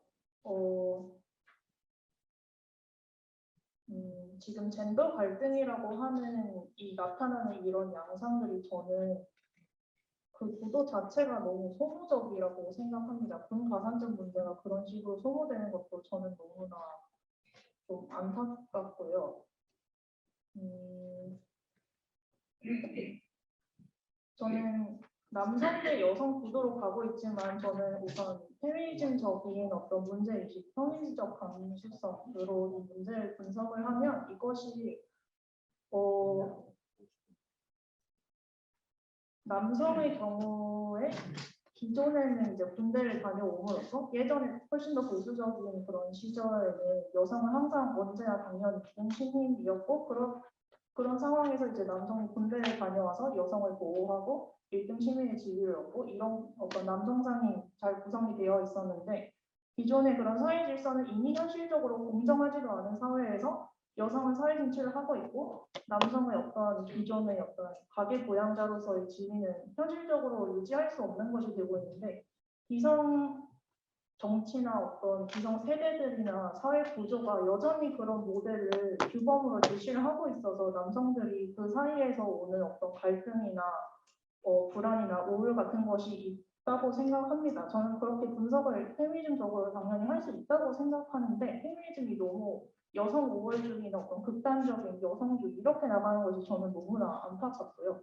여성들도 마찬가지로 이제 사회 진출을 하고 싶고 그리고 기존의 어떤 그런 성별 모델, 어떤 젠더 역할 모델 같은 것을 따르면서 예전에는 뭐 결혼을 해서 뭐 가정을 내조를 한다든지 이렇게 보상을 받을 수 있었다면 요즘에는 전혀 그렇지도 않고 여성들도 모두 사회 진출을 하고 싶고 그런 상황에서 기존의 이제 어떤 남성 우월주의적인 그런 사회 구조에 여전히 부딪히는 부분들이 있기 때문이라고 저는 페미니즘적으로 당연히 양 부분을 다 분석을 할 수 있다고 생각합니다. 그래서 저는 이런 기존의 가부장적인 사회 구조라는 면에서 그런 구조에 남성과 여성 모두가 부딪히면서 겪는 갈등이 있고 그 과정에서 어떤 소모적인 인터넷에서의 논쟁 때문에 공가산점 문제나 뭐 그런 것들이 거기에서 좀 소모적으로 폭발이 되는 그런 지점들이 있다고 생각해서 저는 그렇게 말씀을 드렸습니다. 젠더 관점에서 모두 이제 공통적으로 문제를 문제를 분석할 수 있다라고 저는 말씀을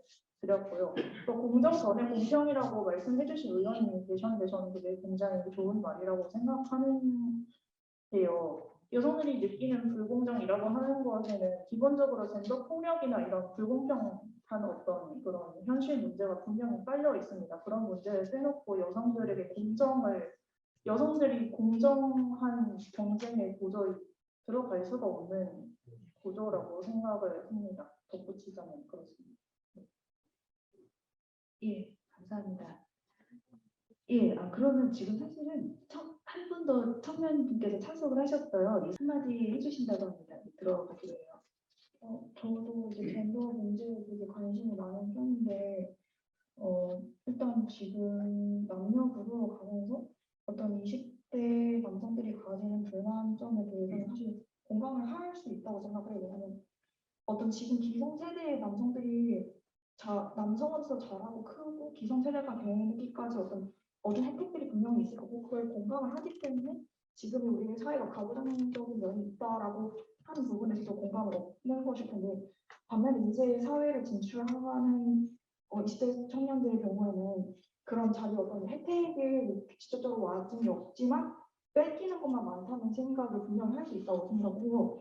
그래서 왜냐하면 이게 지금 어떤 가부장적인 사회에서 그렇지 않은 사회로 넘어가는 과도기에 있기 때문에 발휘할 수 있는 되게 당연한 수순이라고 생각을 해서 남녀 구도가 일부 나타나는 점은 어떻게 보면은 가야 되는 부분이고 건강하다고까지도 생각할 수도 있다고 생각하는데 이게 인터넷에서 어떤 익명성이라는 지위를 얻으면서 굉장히 감정적으로 변질되고 불필요한 논란이 커지면서 사람들이 이 논란이 생산적이기보다는 어떤 그냥 감정을 분출하고 자기 울분을 해결하는 그런 식으로 소모되면서 이 여성주의 운동이 약간 그 가치가 평가절하되는 그런 면이 있다고 생각을 해요.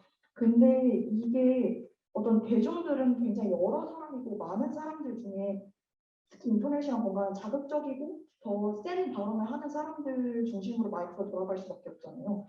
그렇기 때문에 그런 식으로 인터넷에서 소비되는 것도 어떻게 보면 그렇게 될 수밖에 없는 경향이 있구나라고 이해도 가능한 부분이 있다고 생각하는데 이 군 가산점 제도에 대해서 얘기가 나온 거는 결국 정치권에서 시작이 됐잖아요.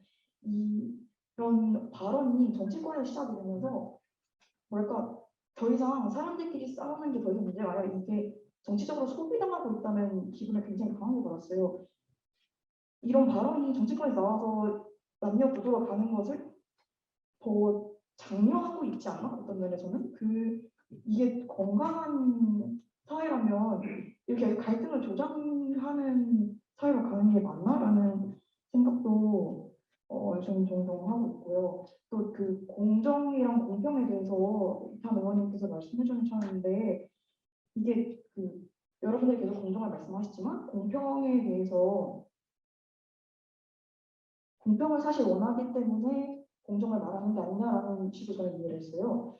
근데 공평은 말씀하신 공평은 경쟁을 했을 때 맨 위에 아주 소수 사람들만 성공하는 구도가 아니라 좀 더 비중이 넓어져서 내가 한 100등에서 40등 했지만 그래도 괜찮은 삶을 살고 있다라고 말할 수 있는 그런 걸 공평이라고 지금 약간 말씀하시는 것 같은데 그러면 이걸 일자리 관점에서 생각을 했을 때 일자리 자체가 많아져 이게 가능하잖아요. 결국 일부만 취업하지 않고 많은 사람이 취업할 수 있는 구도를 원하면 당연히 그게 이상적이죠. 근데 일자리를 늘리는 일은 앞으로도 줄어들 거잖아요. AI도 발전할 거고 사람이 일을 할 수 있는 환경은 점점 줄어드는 게 분명하고 그렇게 갈 수 없는데 그러니까 저희는 결국 더 그 좁은 분야로 어떻게 들어가려고 내가 쫓겨났지 않았다고 여기기 위해서 공정을 요구하는 건데 공평 당연히 이상적인데 그걸 실현할 수 있는 방법이 있나요? 그게 없으니까 저희가 공정을 더 요구하게 되는 게 아닐까요?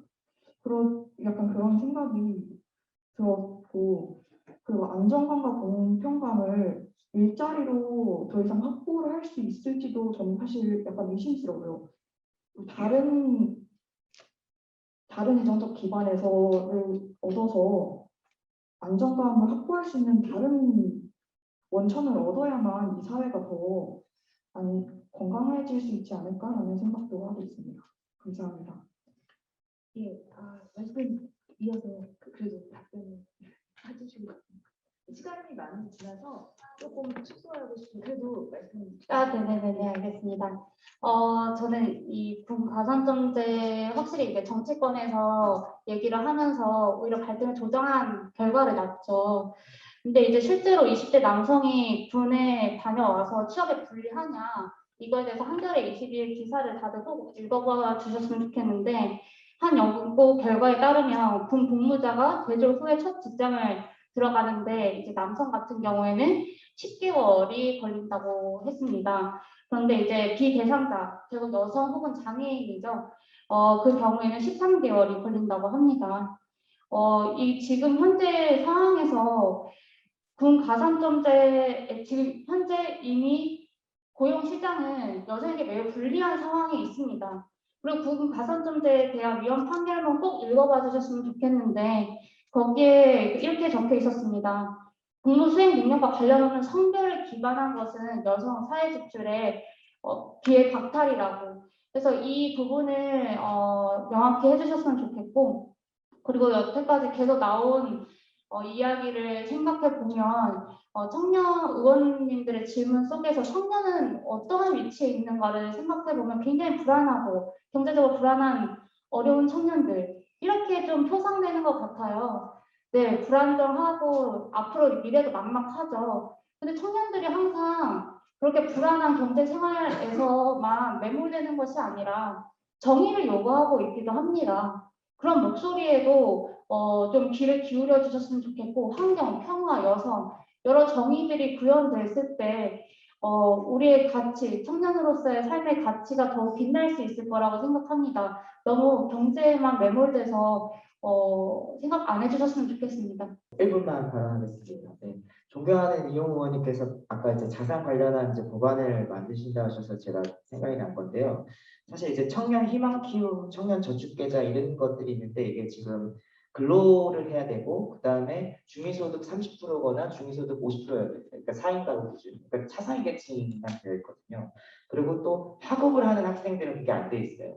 그러니까 결과적으로 지금 자산이 이게 출발이 안 되는 거잖아요. 그러니까 그래서 젠더 문제로도 계속 야기가 되고 소모적으로 가는데 말씀해주신 법안이 꼭 좀 발의가 되는 데 있어서 이 학업을 하는 청년들도 좀 포함이 되고 또 이게 중위소득 범위는 좀 넓혀줄 필요도 있는 것 같아요. 대신에 뭐 지원금을 조금 줄이더라도 어떻게든 수혜 대상을 조금 넓힐 수 있도록 한다면 좋은 제도가 될 수 있을 거라고 생각해서 네, 말씀드렸습니다. 말씀 감사합니다. 그럼 아까 전용 의원님이 신청하셨는데 말씀 그래도 1분이라서 바로 기회를 드려요.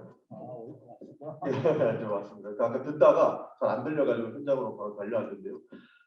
사실 저도 드리고 싶은 말이 많으나 뭐 1분이라는 짧은 시간으로 빨리 정리를 하도록 하겠습니다. 군가산점이라는 이야기를 계속 나오셨는데 사실 저는 군가산점 제가 젠더 갈등의 이슈가 아니라고 생각을 해요. 그리고 제가 그 군가산점 이야기를 나왔던 것이 이게 약간 왜곡이 되었는데요. 저는 군대 갔다 온 것에 대한 희생과 보상의 적절한 보상은 꼭 필요하다라고 이야기를 했던 부분이었던 거고, 그리고 군대에서 그 2년간을 희생했던 그 경력을 인정해주지 않는 부분은 이것을 바로 잡아줘야 된다라고 이야기를 했던 겁니다. 사실 뭐 간단하게 설명을 드리면 우리 사회가 사실 남성이 좀 많이 권위적인 편에 속하긴 하죠. 그러나 지금 90년대생들한테는 한 번도 남성이 우월하다고 그리고 뭐 위에 있다고 생각해 본 적이 없는데 이것이 나는 마지막에 군대까지 가야 되나 이렇게 되면서 혹시나 그것이 역차별로 느끼는 부분이 있어서 군대에 갔다 온 거에 대한 희생에 대한 보상이 적절하게 필요했다라는 의미에서 이야기를 했는데 이게 여러 가지가 섞이다 보니 이런 왜곡된 문제를 낳았던 것 같습니다. 그리고 우리가 그 민주당이 사실 20대 남성들을 위해서 갑자기 선거 지니까 뭐 군대 얘기를 계속 하는 거 아니냐 이런 이야기도 있더라고요. 근데 사실 저는 300명의 국회의원들 중에 그리고 군인 출신이 아닌 사람들 중에 군대 공약을 가지고 있던 사람이 저 하나가 유일할 겁니다. 저는 처음에 군인재 보상법을 공약을 하면서 군대에서 다치면 당연히 국가가 책임져야 되는 거 아니냐. 사실 이런 문제가 저는 굉장히 상식적이라고 봤었던 거거든요. 그래서 이런 부분 사실 왜곡되지 않았으면 좋겠다. 그리고 이것이 젠더 갈등으로 이어지지 않았으면 좋겠다라는 마음은 반하지 않고 있다. 그래서 뭐 다른 질문이 있었지만 이건 여기까지 마치도록 하겠습니다. 이상입니다. 예, 정말 말씀 이어서 계속 다 청년분들 또 더 듣고 싶은데 시간이 너무 많이 지나서 일단 오늘 이렇게 마무리하고 저희가 아까 양현영 의원님 한번 또 하겠습니다. 오늘 아까 그 발언이 좀 기억나서 저 공정이나 공평이냐 얘기를 했을 때 청년 기초자산 얘기를 나왔을 때는 좀 해보고 싶었던 게 공정에 대해서 좀 얘기를 좀 드리고 싶었는데요. 사실 어떻게 보면 기회는 공정을 하죠. 제도적으로 민주적으로 다 되어 있으니까. 그렇지만 그것들을 과연 공정하게 받아들일 수 있는가라는 생각이 듭니다. 사실 여기 오면서 들었던 생각들이 다들 여기 좀 대학생분들이 좀 많으시고 그다음에 근데 실제로 20대들은 대학생이 아닌 경우도 많잖아요. 제 동생도 그랬었던 것 같고. 그래서 결국에는 공평을 어떻게 만들 것인가라고 하는 것들이 저는 좀 중요하다라고 생각을 합니다. 근데 이제 그래서 청년 기초자산들이 좀 필요하다고 생각을 하고 이것들이 좀 중요하다고 생각했던 이유는 사실 대학에 가게 되면 국가 장학금이나 이런 것처럼 국가에서 지원받을 수 있는 제도가 있는 반면에 대학을 가지 않는 경우에 그거에 대한 지원이 상대적으로 좀 미비하다는 생각이 들거든요. 그래서 청년 기초자산이 나왔을 때 그것들을 가지고 어떻게 택할 수 있게 하자라는 얘기가 저는 같이 나왔었던 걸 알고 있습니다. 그래서 또 어떻게 보면 이런 것들이 사회 불공정들을 해결하는 걸 수 있다라고 생각이 들거든요. 대학이 아직까지도 한국 사회에서 대학을 가냐 안 가냐를 차별 분명히 존재한다라고 생각을 합니다. 그런 것들이 좀 전 도입됐으면 좋겠다라고 생각을 하고 저는 한편 마지막으로 드리고 싶은 말씀이 이제 두 가지가 있는데요. 짧게 말하겠습니다. 하나는 이제 사회학적 개념 아비투스라고 하는 건데요. 아비투스라고 하는 건 제2의 본성, 그 계급을 통해서 길러지는 것들이라고 얘기를 하죠. 분명히 좋은 부모를 만나느냐, 좋은 부모를 만나지 못했느냐에 따라서 제2의 본성들이 만들어집니다. 그것들을 해결할 수 있는 방법들이 저는 있다라고 생각을 하거든요. 정치가 그것들을 해결할 수 있는 방법이라고 생각을 하고 아까 말씀드린 것처럼 이런 제도들과 함께 그들을 위한 교육들이 좀 있어야 된다고 생각을 하고요. 마지막으로 어떻게 보면 정치에 대해서 가장 기본적으로 되게 관념적인 얘기일 수도 있지만 한나 아렌트의 정의를 좀 들려드리고 싶습니다. 오이코스와 폴리스라는 거잖아요. 오이코스라고 하는 거는 경제에 대한 얘기인 거고 폴리스라고 하는 건 우리 공동의 얘기라는 건데 여러분들이 하시는 얘기는 폴리스의 얘기인 거잖아요. 공공의 얘기. 경제보다 더 넘어선 공공적 정의적인 얘기들. 그래서 물론 이제 자본주의 삶에 의해서 경제라고 하는 것들을 신경 쓸 수 없는 요소는 아니겠지만 결국에 청년들이 바라보고자 하는 것들은 많은 분들이 오늘 얘기해 주셨던 것처럼 정의에 대한 얘기들 아닐까 생각을 합니다. 그 정의가 아까 말씀드렸던 공평함 그리고 인간의 존엄성들이 담겨져 있는 것 같고 사실 그 부분들이 여러분들에게 국민들이 부탁하는 얘기라고 생각을 합니다. 이 말을 꼭 아까 하고 싶었어가지고 하는 것 같아요. 진짜 조금 짧게 알겠습니다. 네. 제가 이 얘기 나올 것 같아서 참 걱정을 많이 했는데 20대 여성은 많이 지금 현재 자살률이 매우 높습니다. 20대 여성은 죽고 있다고요. 왜 그럴까요? 서비스 노동직으로 다들 일하러 나가야 되고 고용 문턱은 내가 여성이라는 이유로 매우 높습니다. 군에 갔다 온 것에 대한 보상을 고민하는 것보다도 지금 현재 아까 말씀하시면서 90년대 생의 남성들은 오히려 억울한 측면이 더 많다. 네, 억울하겠죠, 참으로. 여성들은 억울함도 얘기 못하고 자살을 선택하는 경우가 지금 현재 많고 오히려 어떤 학자는 이 집단이 30대가 되고 40대가 돼도 코호트처럼 자살률이 높아질 거라고 얘기를 합니다. 그 수치를 보고 여성들이 얼마나 불평등한 사회 구조 속에서 차별받고 있는지 경종을 울리는 그 수치를 제발 유의미하게 받아들여 주시기 바랍니다. 알겠습니다. 이수관님 말씀 부탁드립니다. 말씀하시는 걸 들으면 그것도 좋죠. 나라를 위해서 가서 힘써서 왔는데 뭔가 얻는 건 참 좋은데 정말 철저히 보호자 입장에서만 생각하신다고 느낄 수 있어요. 왜냐면 이걸 밴덤제 떠나서 보호자만 가진 적 없을 수 있어요. 비보호자는 보호할 수 없기 때문에 비보호자가 돼요. 그걸 선택한 게 아니라. 근데 선택의 영역이 아닌 문제에서 저는 제가 여성이지만 군대를 가고 싶다는 생각을 정말 많이 했거든요. 그래서 고등학교 때부터 군대를 갈 수 있는 걸 진짜 많이 알아보려고 노력했는데 일단 그 2년간의 그런 군 복무를 할 수 있는 제도가 안 돼 있어요. 기본적으로. 근데 선택할 수 없는 상황에 대해서 가까운 사람들에서 혜택을 준다고 생각하면 약간 이게 선택할 수 있는 상황이었으면 내가 선택을 해서 힘든 일을 겪고 거기에 대한 보상을 얻는다. 그러면 되게 합리적으로 들리잖아요. 근데 선택할 수 없는 문제에 대해서 선택하지 못하게 해놓고 그거에 대한 혜택도 주지 않는다는 점은 약간 문제가 있다고 생각을 해요. 그래서 공가가조제가 진짜 활성화되고 싶으면 뭐 대학을 나와서 뭐 취업을 하고 이런 여성의 뭐 취업 불평등 문제가 다 없다고 생각을 했을 때도 여성이 군대를 갈 수 있는 환경을 조정해 주시고 군대가 남성 중심적인 문화가 아닌 상황에서 선택을 할 수 있게 해주셨을 때 그 혜택이 정말 의미가 있어진다고 생각합니다. 감사합니다. 네, 정말 감사합니다. 오늘 말씀들을 다 저희가 기록해드리고 피드백을 꼭 드리겠습니다. 마지막으로 진짜 이거 예, 이소영 의원님 기회를 드리겠습니다. 네. 그 오해가 있을 것 같아서 이제 군 가산점 제도라는 단어를 지금 이제 여러 번 우리가 사용하고 있는데 사실 전용기 의원이 발의한 법안도 그렇고 이 채용 단계에서 군 가산점을 부여하는 제도, 그러니까 99년도에 위헌 결정을 받은 그 제도를 되살리고자 하는 내용은 전혀 아니고요. 그러니까 그 나중에 취업을 했을 때 이거를 그 군대에서 보낸 기간을 근속 기간으로 인정받을 수 있는지에 관련된 겁니다. 그래서 사실 어떤 그 제대 군인에 대한 지원책, 보상책으로서의 여러 가지 논의가 이루어지고 있는 거는 사실인데 군 가산점에 대한 어떤 법안이나 논의는 아니라는 점은 좀 명확하게 해두는 게 좋을 것 같아서 첨언 드립니다. 네, 알겠습니다. 한마디. 딱 한마디만 할게요. 지금 막 여러 많은 정의들, 목적들이 오갔는데 진짜 딱 하나만 여기 여러분들이 그 정의랑 목적을 정말 실질적으로 구현해 주신 분들이고 이번 기회를 삼아서 제발 한 번만 더 확실한 정의와 목적이 무엇인지 그리고 어떻게 해야 되는지 확실히 좀 생각을 많이 해보시면 좋겠습니다. 네, 마치겠습니다. 네, 마지막까지 너무나 감사드립니다.